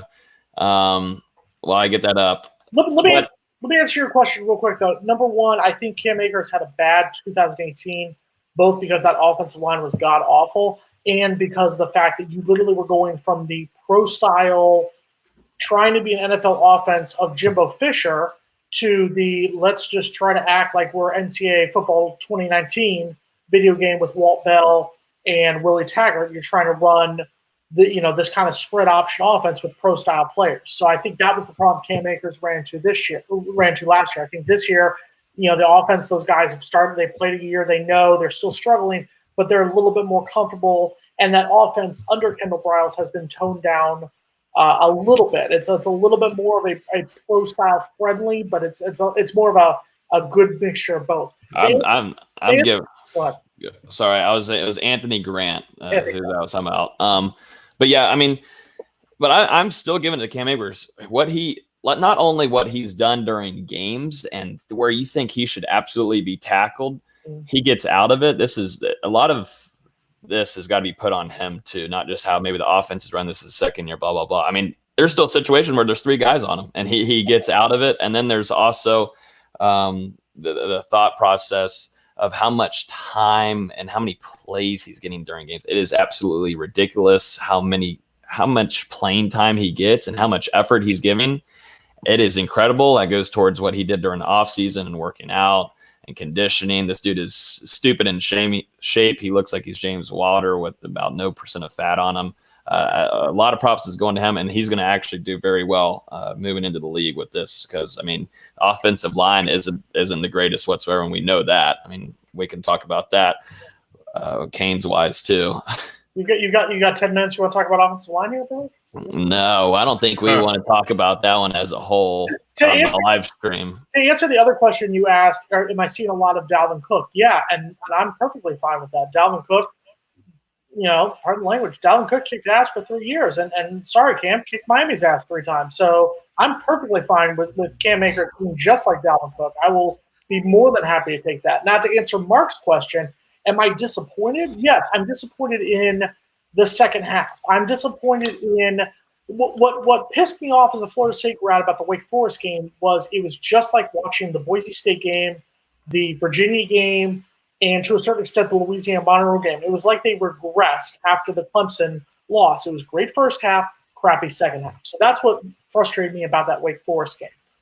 So am I upset that the team is 4-4 right now? Yes. Am I, and I'm the eternal optimist that comes with the price of being a graduate of a school, is that I eternally will think that FSU is going to finish off on a high note. We'll talk about the prediction for this game, but I agree. I do think they beat Boston College. I do think they beat Alabama State, and I think that it's going to be a much closer game in Gainesville than a lot of people do think right now. And just for the record, the last time I was in Gainesville was 2011 when we beat them 21-7. Scoring with 94 total yards of offense, and their fans started throwing stuff at my stepfather, who is a Florida grad, for bringing a Florida State fan to the game. So just shout out to all the Gator fans there. I refuse to step in that white trash cesspool known as Gainesville for a while. Shout out to the Gators. Shout out to the Gators. I hate them, I hate them so much. Sam, I will throw up to you when you guys play them so much. Oh, my God, I hate them. What the if it comes down to Miami. Someone mute me. Someone mute me. Someone mute me. I'm muting myself so I can cuss real quick. What the? You can mute yourself. There's a mute button right there. Yes, if Miami's playing Florida, I will obviously root for Miami to beat Florida, without a doubt. No doubt. I will root for Florida State against Florida also. I'm not going to chop on anybody or anything. I saw Mark put up some comment from somebody saying, when I learned to respect Florida, maybe Miami would beat them. You've beaten Miami twice in my lifetime, and I'm 38 years old. Shut your face before you come over here. And I'm not even going to go any further than that. Go further. No. I'm going to stick here. Not enough beers yet. No, I don't need any beers to go there against Florida. But don't sit here because you've won 2 times in my lifetime talking about when I respect Florida. Watch. Whatever. JJ Jobs. Yes, the Gator hate is real because y'all suck. Anyways, moving back to the lecture at hand. To respond to your guys' comments about is Cam Akers Dalvin Cook? Definitively no. Because if he were, you guys would have won these last 2 games against Miami. He's very good. He's very good. I'm not going to say that he's anything less than that. He's a 5-star. He hit us for 121 and 2 tutties his freshman year. Cam Akers is that guy. And he has a wonderful name because Cam. Yeah, I get it. No, he's not Dalvin Cook. And I saw people, when you recruited him, were saying, oh, he's going to be evolutionary Dalvin Cook. He's going to take what Dalvin Cook did and elevate it to levels unseen. Look, you guys need to go back and watch and respect what number 4 did for your program. Oh. Because it was 4 and 5 when Cook and Winston that took y'all so far. And, I mean, Dalvin, like you said, I was there for those games in Hard Rock Stadium when Dalvin Cook single-handedly said, we're not losing, give me the ball, whether it's a screen pass or a handoff or a toss or option pitch, whatever. Cam Akers is really, really good. Cam Akers can impact games like few players in America can. Cam Akers is not Dalvin Cook. That's me. Cam Akers is not a better running back. If you're saying as far as the running back position and what the stereotypical definition of what a running back does. No. I'm saying in general, he's not. Cam Akers brings a dimension that Dalvin and once again, I think Dalvin Cook is one of the best. No. Do I think Dalvin Cook is better than Cam Akers? Yes, I do. Do I think Cam Akers brings a dimension to that offense that Dalvin Cook didn't? Yes, I agree with that. And then why are you not scoring more? Why are you not winning more games? He brought that element where he would take a play and he would take it to the house. He does. And so what we're saying is Cam Akers does different things better than Dalvin Cook does. But there's things that Dalvin Cook did better that impacted games more. So I can't sit here and say that he offers a dimension that Dalvin Cook didn't offer when the performance of your team doesn't support that, because if he did, then you would have been winning more, because Dalvin Cook won you games single-handedly. 2013, 2014, by himself. Time out. First of all, just correcting you real quick. Dalvin Cook's freshman year was 2014. He wasn't on the team in 2013. That was Devontae Freeman, who was amazing. Shout out to Miami Central High School real quick on that one. Right, so 14 and 15. My bad, got the years wrong. But still. Number one, he had a better offensive line than what Florida State has right now in 2014, 2015. He gets credit for 2016 because he had to do everything single-handedly, because that was the start of the demise of he did it. Offensive line. And he did it, and y'all won, and Cam Akers couldn't make that happen. Hold on. To answer your question. I'm saying this. Yeah. Y'all are not giving Dalvin Cook his due. Oh, and it's terrible for me as a Florida, Jesus Christ. Oh my goodness. What's happening? Miami get him water. Get him water. Get some water. But you guys are really not. You guys are not valuing number 4 the way that he should be. I think let me bounce back. Let me go. No. Hold on. I'm going to say something right now, because I am the biggest Dalvin Cook fan, and I just said right there that Dalvin Cook was better than Cam Akers. So number 1, you're incorrect. Number 2, on the second part where you said how come Cam Akers didn't beat Miami either year, that's because I believe it was James Blackman in 2017 and DeAndre Francois in 2018 turned the ball over, and Miami was able to score short field touchdowns. That's why Miami was able to win both games, and that's not a knock against Miami. That's a fact. But if they trusted Cam Akers to do the job like they did Dalvin Cook, then they would have given him the ball and you would have won. So that's filling my argument. What offensive line did he have last year? What offensive line did Dalvin Cook have in 2016? And he still hit us for the. Come on, man. This is asinine. And this is asinine for me to say, but honestly and truly, you guys are not valuing Dalvin Cook the way that his career mandates that you do. It is honestly asinine to say that Cam Akers is on the level as good as Dalvin Cook. That is disrespectful. It is disrespectful. To Dalvin Cook. No, and I'm a Miami alum, and I'm saying that y'all are tripping. Y'all are tripping. Neither one of us said. No one said that. What is Dalvin Cook? What he asked me was, am I seeing the same way where Cam Akers is having to be the entire offense, the same way Dalvin Cook was the entire offense in 2016? And I said, yes, that's the way Florida State is going to win the rest of the season, if Cam Akers is a majority of the offense. That's not a knock against Dalvin Cook. Dalvin Cook here. For the second time, Dalvin Cook was better than Cam Akers. I will 100% say that, and I will say that in Tallahassee this week. I will say that for the rest of my time.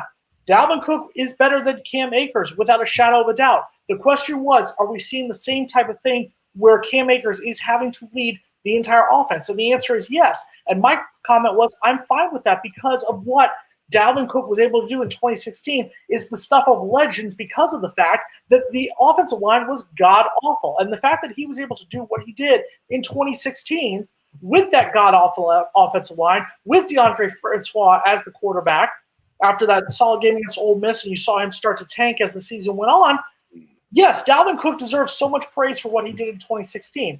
By seeing that same type of style from Cam Akers, yes, I think they're on that level. But no, Dalvin Cook was a better running back than Cam Akers. That's now 4 times. Are you happy with that, Cam?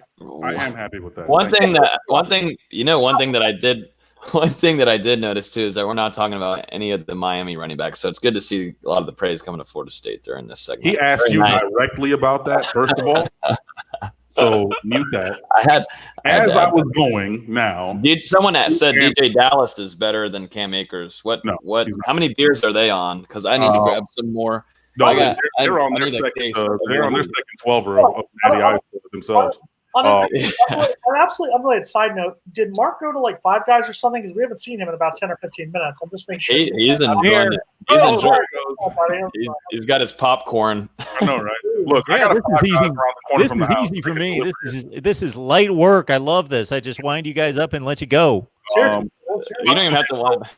I would like to answer because I wanted to touch on what you said first. But so for Miami, in terms of the future of this season, I was the one of any of us for either of our teams who said 10-2 heading into this year. That was me. I've been wrong on my season prediction for more than a month now.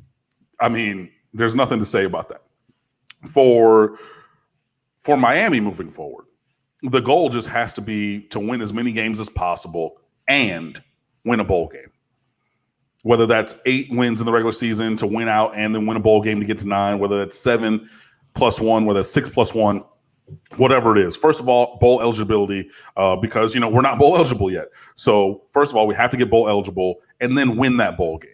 That has to be the goal moving forward. And really, obviously trying to win out and hope that Virginia loses another couple of times and everybody else in front of us in the Coastal slips up so that by some hook or crook, smoke and mirrors thing that Miami does earn their way to Charlotte for the sacrificial lamb spot against Clemson, because I was there in 2015, the game that got Al Golden fired.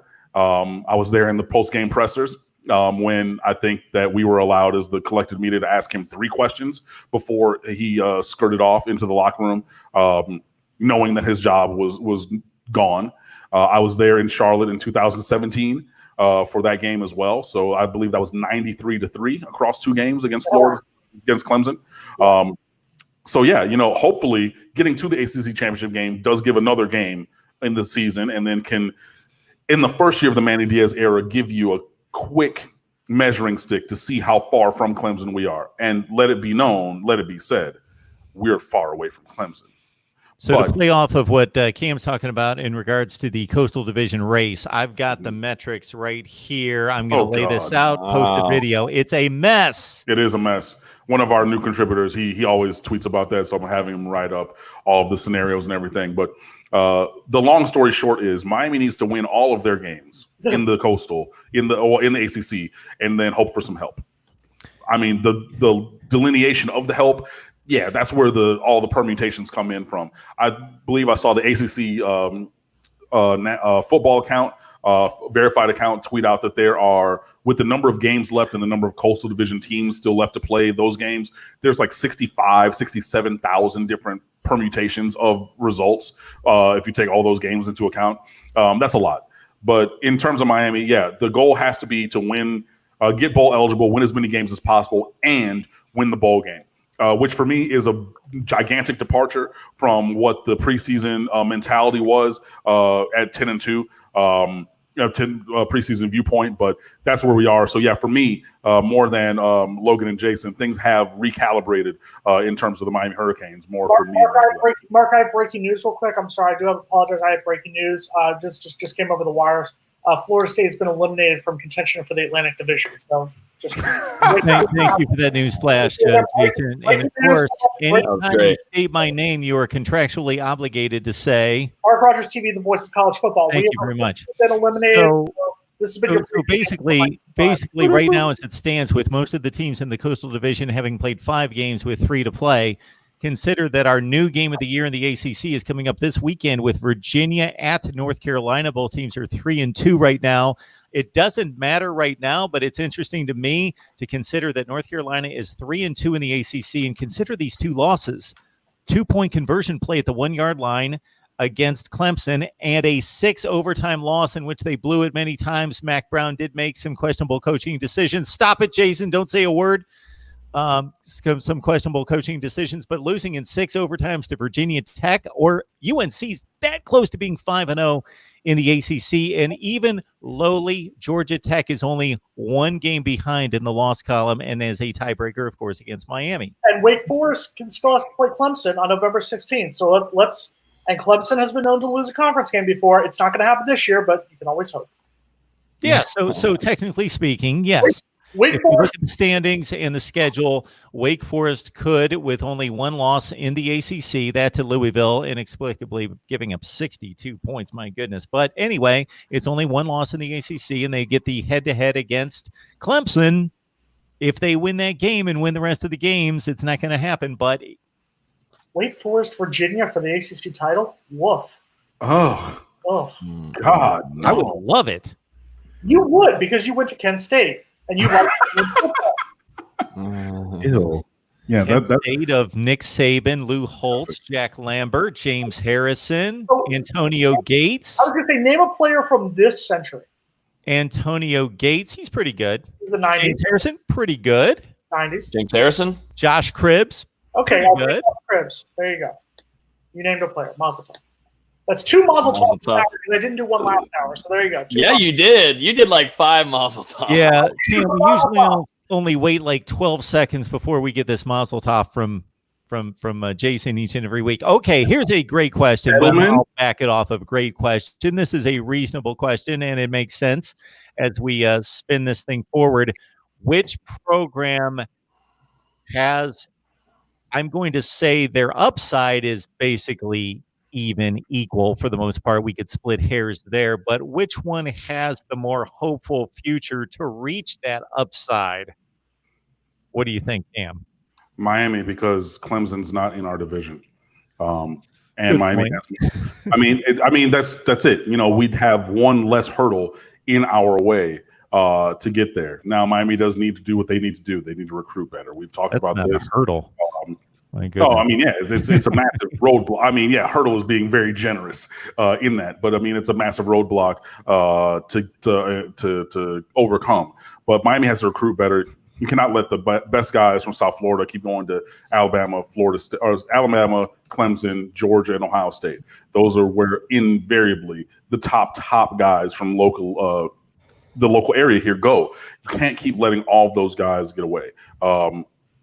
So yeah, you do have to have that, and the schedule in most years is advantageous towards that because again, you're gonna have Florida State as your crossover in the ACC, and then one other team from there who's usually not going to be that great because it's going to be another 5 years until we get Clemson again as our crossover team. So yeah, you know, I think that the road back is easier for Miami as opposed to Florida State. If you're asking the question in the, you know, it's tough because I think they both can bounce back. And once again, this goes back to being the eternal optimist. I think both have the potential to bounce back. I think for me, the question I want to ask is how long do you give Willie Taggart and Manny Diaz? Because I think if you're willing to stick with these guys, I do think that both of these guys have the capability to do something special. I think Willie Taggart showed it at other schools where he took, you know, programs, and you're going to say Western Kentucky, you're going to say USF, whatever, but he took them from the pits to 10-win programs. And I think with FSU's talent, if they stick with him, and I think if FSU does, let's say, go 7-5 in the regular season, Craig Lake, you're insane. Go 7-5 in the regular season, 8-5 in the bowl game. You're 3 games better than you were last year, 3 wins better. I think if you see that progress and they stick with him, I think FSU is in a better boat. I do think that Manny has more leeway just because of the fact that, you know, and everyone's buying into Miami. I think Cam hit the nail on the head. I think Miami's in a better position schedule-wise because they don't have to play Clemson every single year. I think that right now Manny is living in the honeymoon moment. He's Mr. 305. You know, dad's former mayor. You know, they completely forget that he graduated from FSU. He's all about Miami, all about the U, and all about this stuff. The question is, let's say worst case, Cam, Miami does go 5-7 this year, and I'm going to ask Cam this question: if Miami, let's say, finishes the year 5-7, what are your thoughts on Manny Diaz going on from this point? Do you give him the benefit of the doubt and say it was the transition year, or do you then say 2020 is the must-win season, or he's got to go? No, 2020 is a must-win season, I think, either way. Again, I mean, you have Michigan State as your out-of-conference team, your marquee out-of-conference team, and then you open up 2021 against that monster that you call the Alabama Crimson Tide. Don't do it for the game. We did it one time. Don't do it. I promise you. Hey, man, I don't know. Look, the game is already scheduled. We're not going to get out of it. Buy it. It's worth the money. Buy it out. I know. And I watched that game, and when DeAndre Francois got hit, and I said, ooh, there goes their season. Like, literally, I said that on my couch. Hopefully that does not befall Miami. Again, but I don't think – I mean, and I think that it's different because Willie's in year 2 and Manny's in year 1. So I think that the timeline is slightly shifted because of that season. Even at a 5-7, I would not like it. But you also have to see how things are going. Obviously, Manny has made it clear through this year that working the transfer portal and getting guys in from other teams is a thing that he's willing to do. You also have to see how the actual recruiting class goes, because you cannot have another year when you only sign 18 guys and bring in 9 from the transfer portal. You cannot have that. You have to have a full class this year. So you had to see that, a full class of quality, by the way. So you had to see those things. So it's more than just the win and loss record, but a 5-7 season for Miami. If we were to go 5-7 this year, that does speed things up, and that makes the winning that I think is necessary next year all the more imperative. And then that 2021 season, if let's just play devil's advocate, let's just pretend I'm going down your path.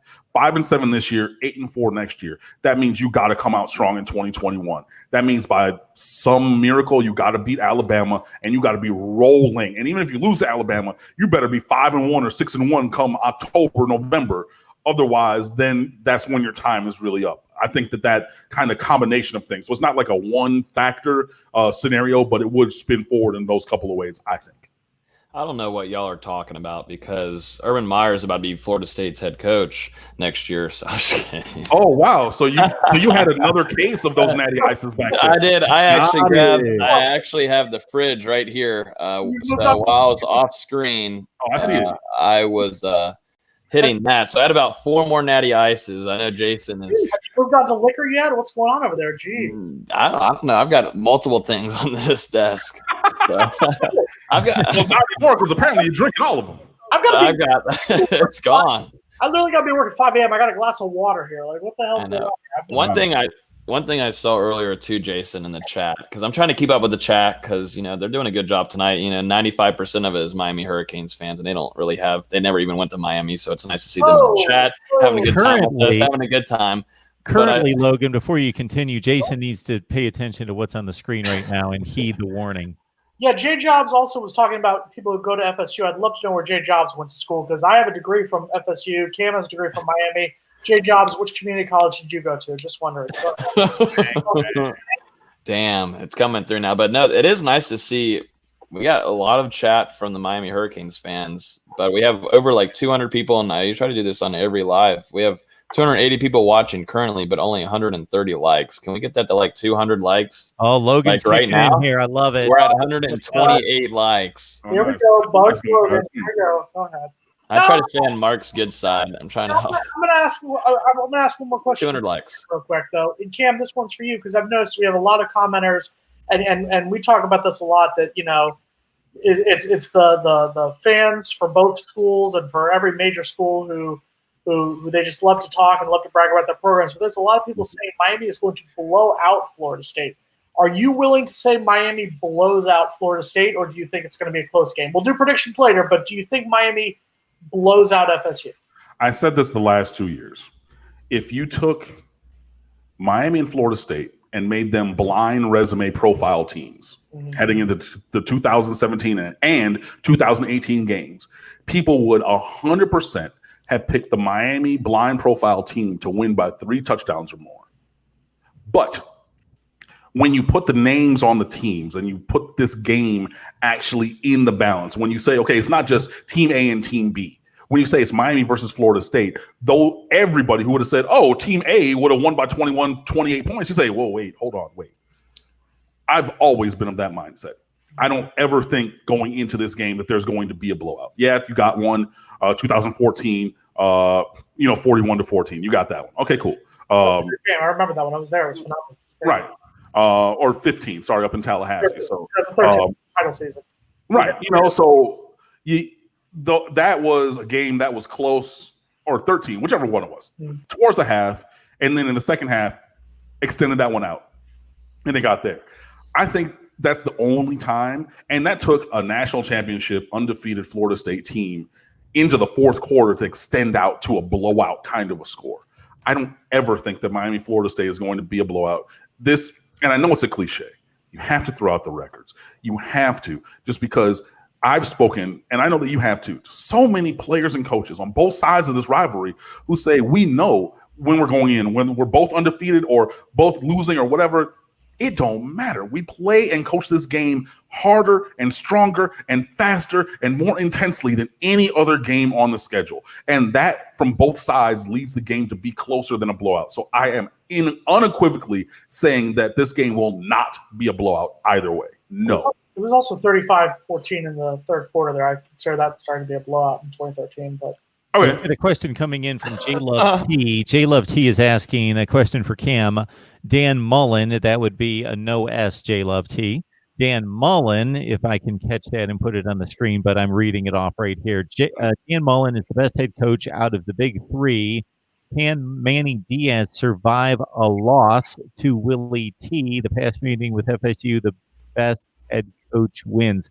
I don't know, Cam, if you can make any sense out of that, but no, I get it. He's saying that Dan Mullen's the best coach out of the big three. Sure. Manny's already lost to him, and can you survive losing to Willie Taggart? So that's Willie Taggart's first win against Miami, and also you go 0-2 against Florida and Florida State this year. Can you survive that? Yes. Is it optimal? No. Do I think that currently Dan Mullen is the best coach of these three coaches? Currently, yes. I'm not necessarily sure moving forward, but right now he is, and his team is playing the best. But can Manny Diaz survive a loss to Florida State? Yes, absolutely. Dan Mullen has the best team right now, but I would still, the jury I think is still on him being the best coach, because my argument would be, I believe it was Jim McElwain had 2 seasons of 10 wins and went to the SEC championship game during his time in Florida, and then he humped a shark naked, or somebody a lookalike naked. So let's just be honest about that. Dan Mullen is in a very good situation right now at Florida. Yes. Is that situation going to last for another 2 years, 3 years, 4 years? That's the big question. My answer towards that would probably be no, but yeah, I will say that right now, I mean, yeah, I do agree that he's in a pretty perfect situation, and it is going very well. So currently in this season of 2019, yes, I will say that he's that. Mr. Rubicon, again, I'm not saying that Cam Akers is not elite. Bro, what? I'm not gonna. We've already legislated that. We've already clarified that. Can I give an update? One update real quick. The Astros are up 1-0 bottom of the second. Go ahead. Big facts. Let's go. Well, we already have people thinking that we said Cam Akers is better than Dalvin Cook, so that can't be as bad as that right there, Cam. People are they're still putting in the chat that we think that. I do not think that. No one said that. It's on video, but usually this is chat. This is a live stream, so the chats usually try to bully you a little bit. I'm just wondering. I'm actually the only one. I'm over here interacting in the chat, and I'm wondering. I would like to see put their hands up or put like a number down or something. Put the 305 if you actually went to Miami University. The University of Miami. Miami. Ohio. Get it. Doesn't matter. No, okay. Doesn't matter. Beer, Logan. Put down the beer. No, I want to see. So you're one of those guys like that recruit a couple years ago who said that you go to the University of FSU. God, never. Well, I don't need to respect. That's it. I don't need to respect the rival. He's the rival. He's an intoxicated college student. Calm down for one moment there. Not enough. Not enough yet. Not enough. Logan, we're going to live in the past like some people have accused of us doing. So we're going to live in the past for a moment. I want each one of you your favorite game between Miami and Florida State that you have been to, and then I'll give you mine. So Logan, we'll go with you first. My favorite FSU versus Miami game. Whenever Nigel Bradham popped the living out of what was his name, Lowry, in the middle of the field, which he shouldn't have been thrown out of the game, but that hit was absolutely disgusting. 2011 year. Yeah, that was stupid. ridiculous, unreal. I just loved how Homeboy went on a little spin in the middle of the field and loved every bit of it, and watching Miami fans be scared for their life. I don't know. I don't like Miami fans. I'm not the same like Jason is, where he hates Florida more than Miami. I'm just against Miami and Miami fans. They give you too much crap whenever they come to the stand. I've never been to a game though in Miami. Maybe Cam would like to go to one down there with me and show me the fun parts of it. I'm on that. I mean, look, we are a lively, irreverent bunch. We definitely bring the energy all the time. You know, that's, I think, a big part of my success as a blogger is just because I am one of us. You know, I bring that energy all the time. It is fun. I would say Cam, you didn't bring the energy against Georgia Tech. There were like 10 people in that stand, bro. Those stands, bro. Come on now. Oh, come on, dude. And I'm not doing that to knock you guys, but it's a fact. Against Georgia Tech, there was plenty of good seats available. Either that or everyone was dressed in teal seats. One of those two things was happening there. And that's not a knock. I say we bring the energy. I didn't say that everybody shows up every game. Okay. There is a difference. I mean, look, we only had 5,000 of us go to Notre Dame up there in 2016, but you heard the Miami fans throughout that whole stadium over all those fuddy-duddy, old, people who were up there. So, I mean, the energy is always there. There is something to be desired about the number of fans. So what's your favorite Florida State Miami game? It's a tie between 2000, my freshman year, which was the introduction for me to that series. Again, I grew up in Detroit, so I know Michigan and Ohio State intimately and all of those games up there. But it was just different, just seeing that game. So between that and everything, sat at not in the student section, but at the 50-yard line with a friend of mine.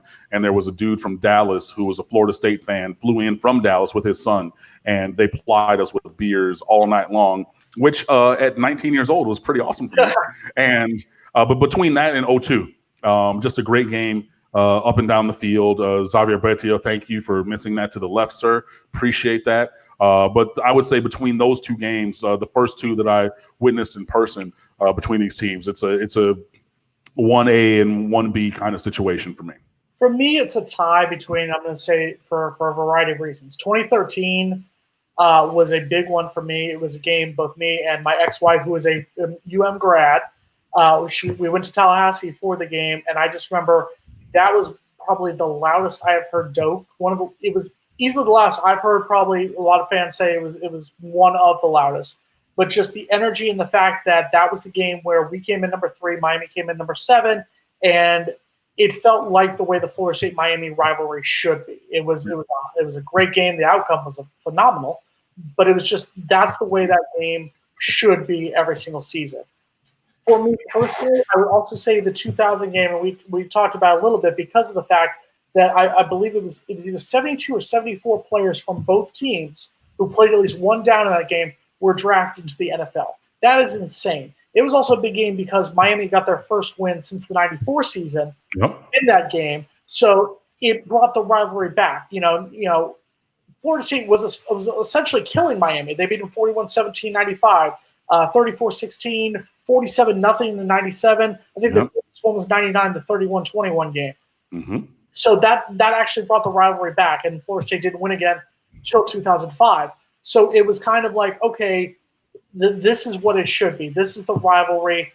I'm going to be pissed if we lose to Miami, but I'm going to be more pissed if we lose to Florida because it's kind of that, I always equate it to being a Dolphins fan. When you're a Dolphins fan, you don't mind the Patriots. You dislike them, but you have to respect what they've done. You hate the Jets. The Gators are the Jets. The Canes are the Patriots. Apropos. Got a question for the Florida State guys, Jason and Logan from J Love at T. To the Florida State guys, which Miami quarterback do you respect more? I respect N'Kosi Perry more in this game because he does have the track record of having a win against Florida State. When it came out on social media today that Manny Diaz announced that it was going to be Jaron Williams, I'm going to be nervous in this game no matter what until the clock strikes 0 and FSU comes out with more points. But I was a little bit more confident in seeing Jaron Williams. Not because I think Jaron Williams is a worse quarterback, but because he has not experienced this rivalry. He's experienced the Florida rivalry, but that happens once every 6 or 7 seasons. This is a different animal. We've talked about it before. It's going to be, 70,000 fans in there screaming, in garden and gold, orange and green. So I'm a little bit more confident, not much more, but I'm a little bit more confident with Jaron Williams starting for Miami as I would have been with N'Kosi Perry. I'm going Williams here just because he did play in the first game and of the season, and he faced Florida, which that was already kind of a wild crowd there, if you want to say that. I do understand, though, your point, Jason, about Perry playing against Florida State and having that experience there. This will, of course, be in Doak Campbell Stadium, too, so there will be a difference. This will be a lot of war chant. It'll be very loud. Students will actually be arriving to this game. I think they're going to sell out for this game on Saturday. So it will be a different kind of atmosphere, of course, than what it was last year in South Florida. But I do think Williams is down to play better and play against a rival. I see some guys that have that kind of, I don't know what it is, that kind of energy they bring, and when they're young like that, and it seems to bounce them up and play better throughout their career, and definitely in college football. And one thing about Williams is that he can probably be able to, unlike in which way I want to talk about too, is how Florida State's defense is going to have to contain him, because if they don't get to him, then I do think Florida State has a big advantage on Williams with him being a young guy. But I do want to pick Williams here going into this game. Before we get to predictions and anything else you guys would like to serve up, all the Dalvin Cook talk has me thinking that I would like a prediction from all of you in regards to, if we're sitting here 5 years from now and we're talking about who is the best NFL player off of these two teams, who is really tearing it up, an impact player, a star player in the NFL, who would your money be on, Cam? Man. I would have to say it's somebody on Miami's defense. I would think maybe a Gregory Rousseau after maybe a defensive rookie of the year, and he's kind of getting towards an all-pro status or something, because he's a freak. He's 6'6", 6'7", wingspan that spans the entire, coastline of the state of Florida. And yeah, he leads the ACC in sacks and has only started 3 games and only played limited rotation snaps in those other ones. So I think that he has that kind of talent that is rarely seen. And I think that, 5 years down the line, he could be 2 or 3 years into what could be a burgeoning superstar NFL career. Cam, what year is Russo in? He's a redshirt freshman. Oh, my goodness. Yeah, so he was going to play some last year and then had a foot injury early in the season in practice. So he was able to maintain his red shirt and everything. So, yeah, he's technically but he could be, 2 years on the field and done. I hope that he stays, at least through his redshirt junior year, which would then, 5 years down the line, put him 2 or 3 years into his career in the NFL. But, that kid, he has the talent of that very few people have, and hopefully, injuries are not a thing that he has to deal with. I was very hurt to see Joshua Kando go down with that knee early in the year, just because I'm a person who had a pretty decent injury in high school that ended my athletic career. So for that reason, I've never rooted for anybody to get injured. But he has a similar kind of size. He has, similar kind of talent, but without those injury issues, I think that maybe a Gregory Rousseau could be the guy we talk about. Yeah, I've watched all of Miami's Power 5 games, and boy, he has just come on like lightning and just tearing it up, just making amazing plays. Yeah. Logan, what do you think?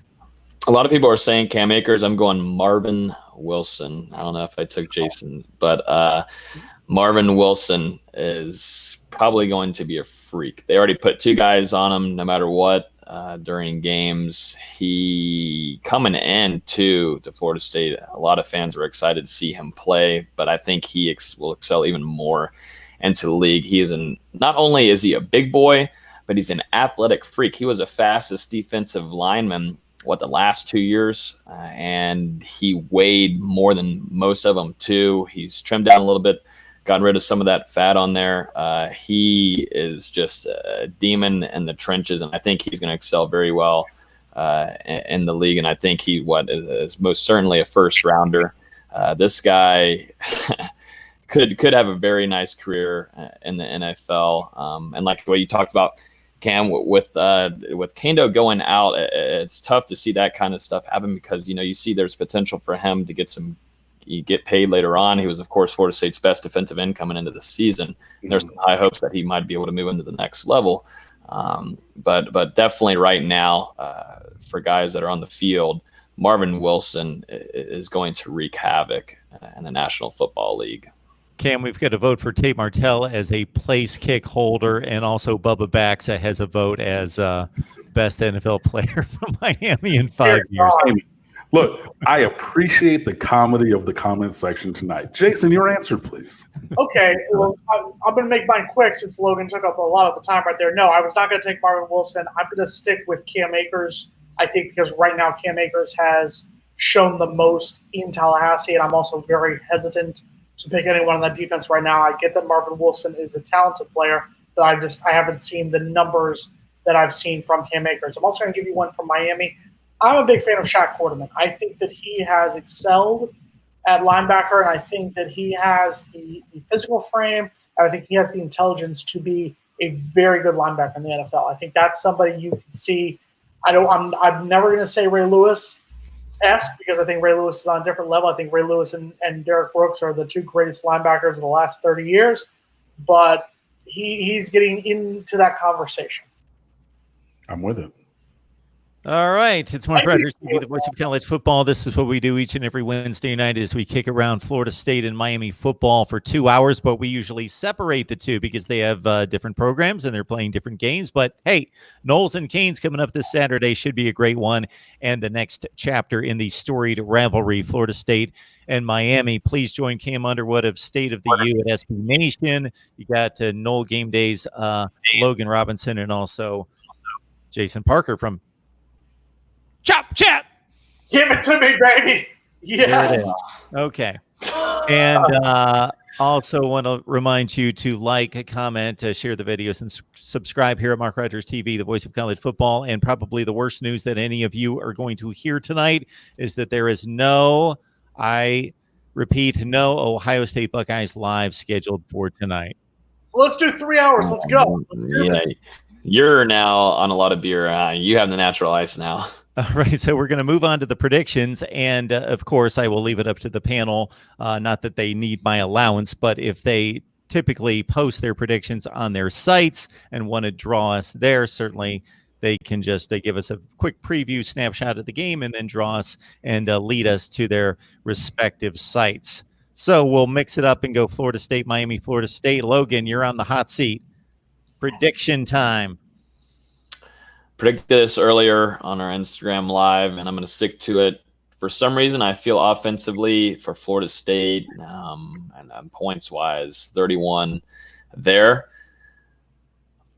Before the season, I predicted Florida State to win this game, and now both teams are at 4-4, which is pretty funny. And I'm going to stick with what I said before the season. I do think Florida State does beat Miami Hurricanes. It's going to be 31-26.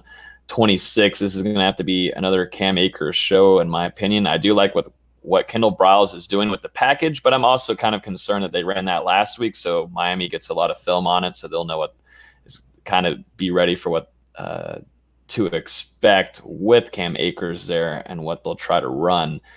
Another thing, I do think Marvin Wilson needs to have a big game. This might be it, a huge one for him. Got to get the Williams. Got to take care of him. If they can do that with that kind of environment in Doak Campbell Stadium, I do expect it to probably be pretty loud. It wasn't too bad last weekend, and that was just Syracuse. FSU fans usually get fired up during when the Hurricanes come into town. Hurricanes fans will also be in town. We saw a lot of them last year, so it was a great – or not last year, but 2 years ago. It was a fiery stadium, so it should be fun. I do have Florida State winning, though, 31-26. Cam Akers and Marvin Wilson are your offensive and defensive MVPs. What do you think, Cam? We have our staff predictions going up on Friday, so I'm not going to give you my actual score prediction. Hey, boom! I will say that I think that Miami has turned the corner. I think that last week's game, I think that players only meeting, I think that this team is galvanized. I think that they have a clarity of purpose moving forward. And I think that they're going to band together to go into another tough environment, just like last weekend, and emerge victorious. So, pick whatever score you want or ascribe whatever score you would like to me. You wait till Friday on stateoftheu.com to read my actual score prediction. But Miami makes it 3 in a row and goes into tally and gets a win against Florida State. I would have been a lot more confident about this game had Pittsburgh just scored one touchdown. Just one touchdown. That's all they needed. Just one touchdown and knock Miami to 3-5 coming into this game. But alas, like Logan said, both teams are 4-4, most combined losses since 1975, since before any of us around here were even born doing this week. That being said, I think each team knows what the other one's going to bring to the table. Florida State knows they have not seen a defense like Miami's going to bring, aside from Clemson. Clemson's a different world, so we're not even going to talk about them. But this is going to be the best defense Florida State has seen all season. I think Cam Akers is going to be the best player individually that Miami has seen all season. So it's going to be one of those questions. Can Cam Akers be the leader of this team, and can Florida State make less mistakes than they've made the last 2 years and give Miami positions with short field to get the job done? I think Florida State, I'm worried. I will admit it. I'm 100% worried. We do our predictions on Friday on shopchat.com, but I'm also impatient, so I'll give it to you right now. I think Florida State does enough. I think their defense holds on just enough, and I got Florida State 27, Miami 24. And we've also talked for 55 about this. Can we talk about that for a moment? We've talked for an hour and 55 minutes. Well, someone asked if I was also on drugs for saying that Florida State was going to score 31 points. Virginia Tech scored 42 on y'all. Virginia Tech also 6 and 4 interceptions in the first quarter. I'm saying, they all their scoring drives were shorter than 50 yards. You know what I mean? I mean, we gave them the ball over and over and over again. They didn't go down the field and score those points. But I want to say, to Jason's point, you keep talking about how Miami had short field. That game-winning touchdown drive was a full field drive. Oh, agreed. No, 100%. But the two that got them there, that got them back to start to come back from 27-7 to make it 20-21, were short fields because of FSU's mistakes. And Florida State took advantage of those mistakes. And Miami should have won in 2014. Miami should have won in 2016. And Miami committed mistakes, and Florida State was able to take advantage of both of those games and get wins at both of those. So that's going to be the big thing. This one is which team doesn't shoot themselves in the foot, which team doesn't commit the most errors. And everyone on both sides who's predicting a blowout, it's not going to be a blowout. It's not even going to be close to a blowout on either side. 31-14 is not a chance in hell. It's going to be a 3 to 6 points, 6 points at the most. Difference. Florida State's a 6.5-point favorite at Doak Campbell. I was a bit surprised by that line. I thought it would be more in the 3 to 4 range, but that's been bet down to 3.5 already. It's been bet down to 3.5. Okay, that makes sense.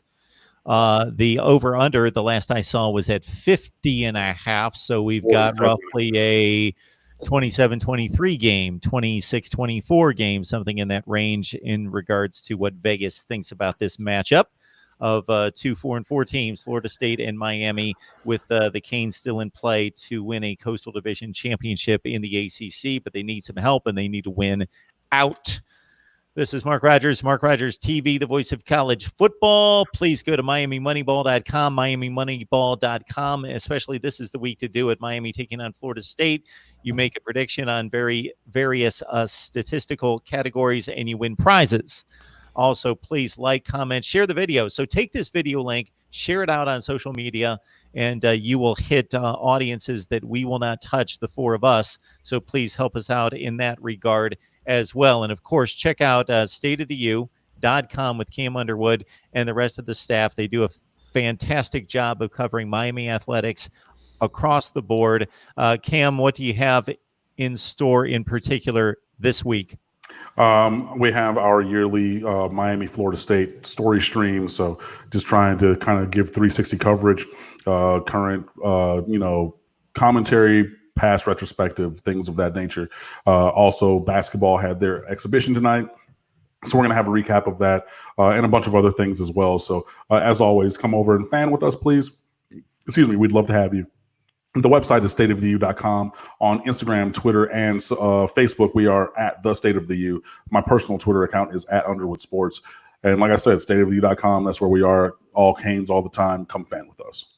Logan, what have you been working on there at Knoll Game Day?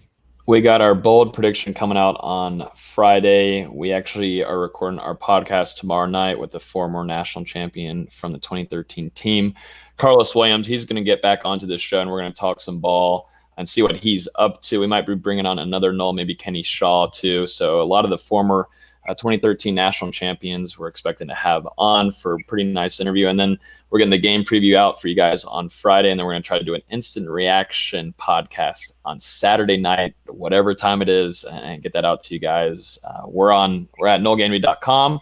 We're on Twitter at the Knoll Game Day. We're on Instagram at Knoll Game Day, everywhere.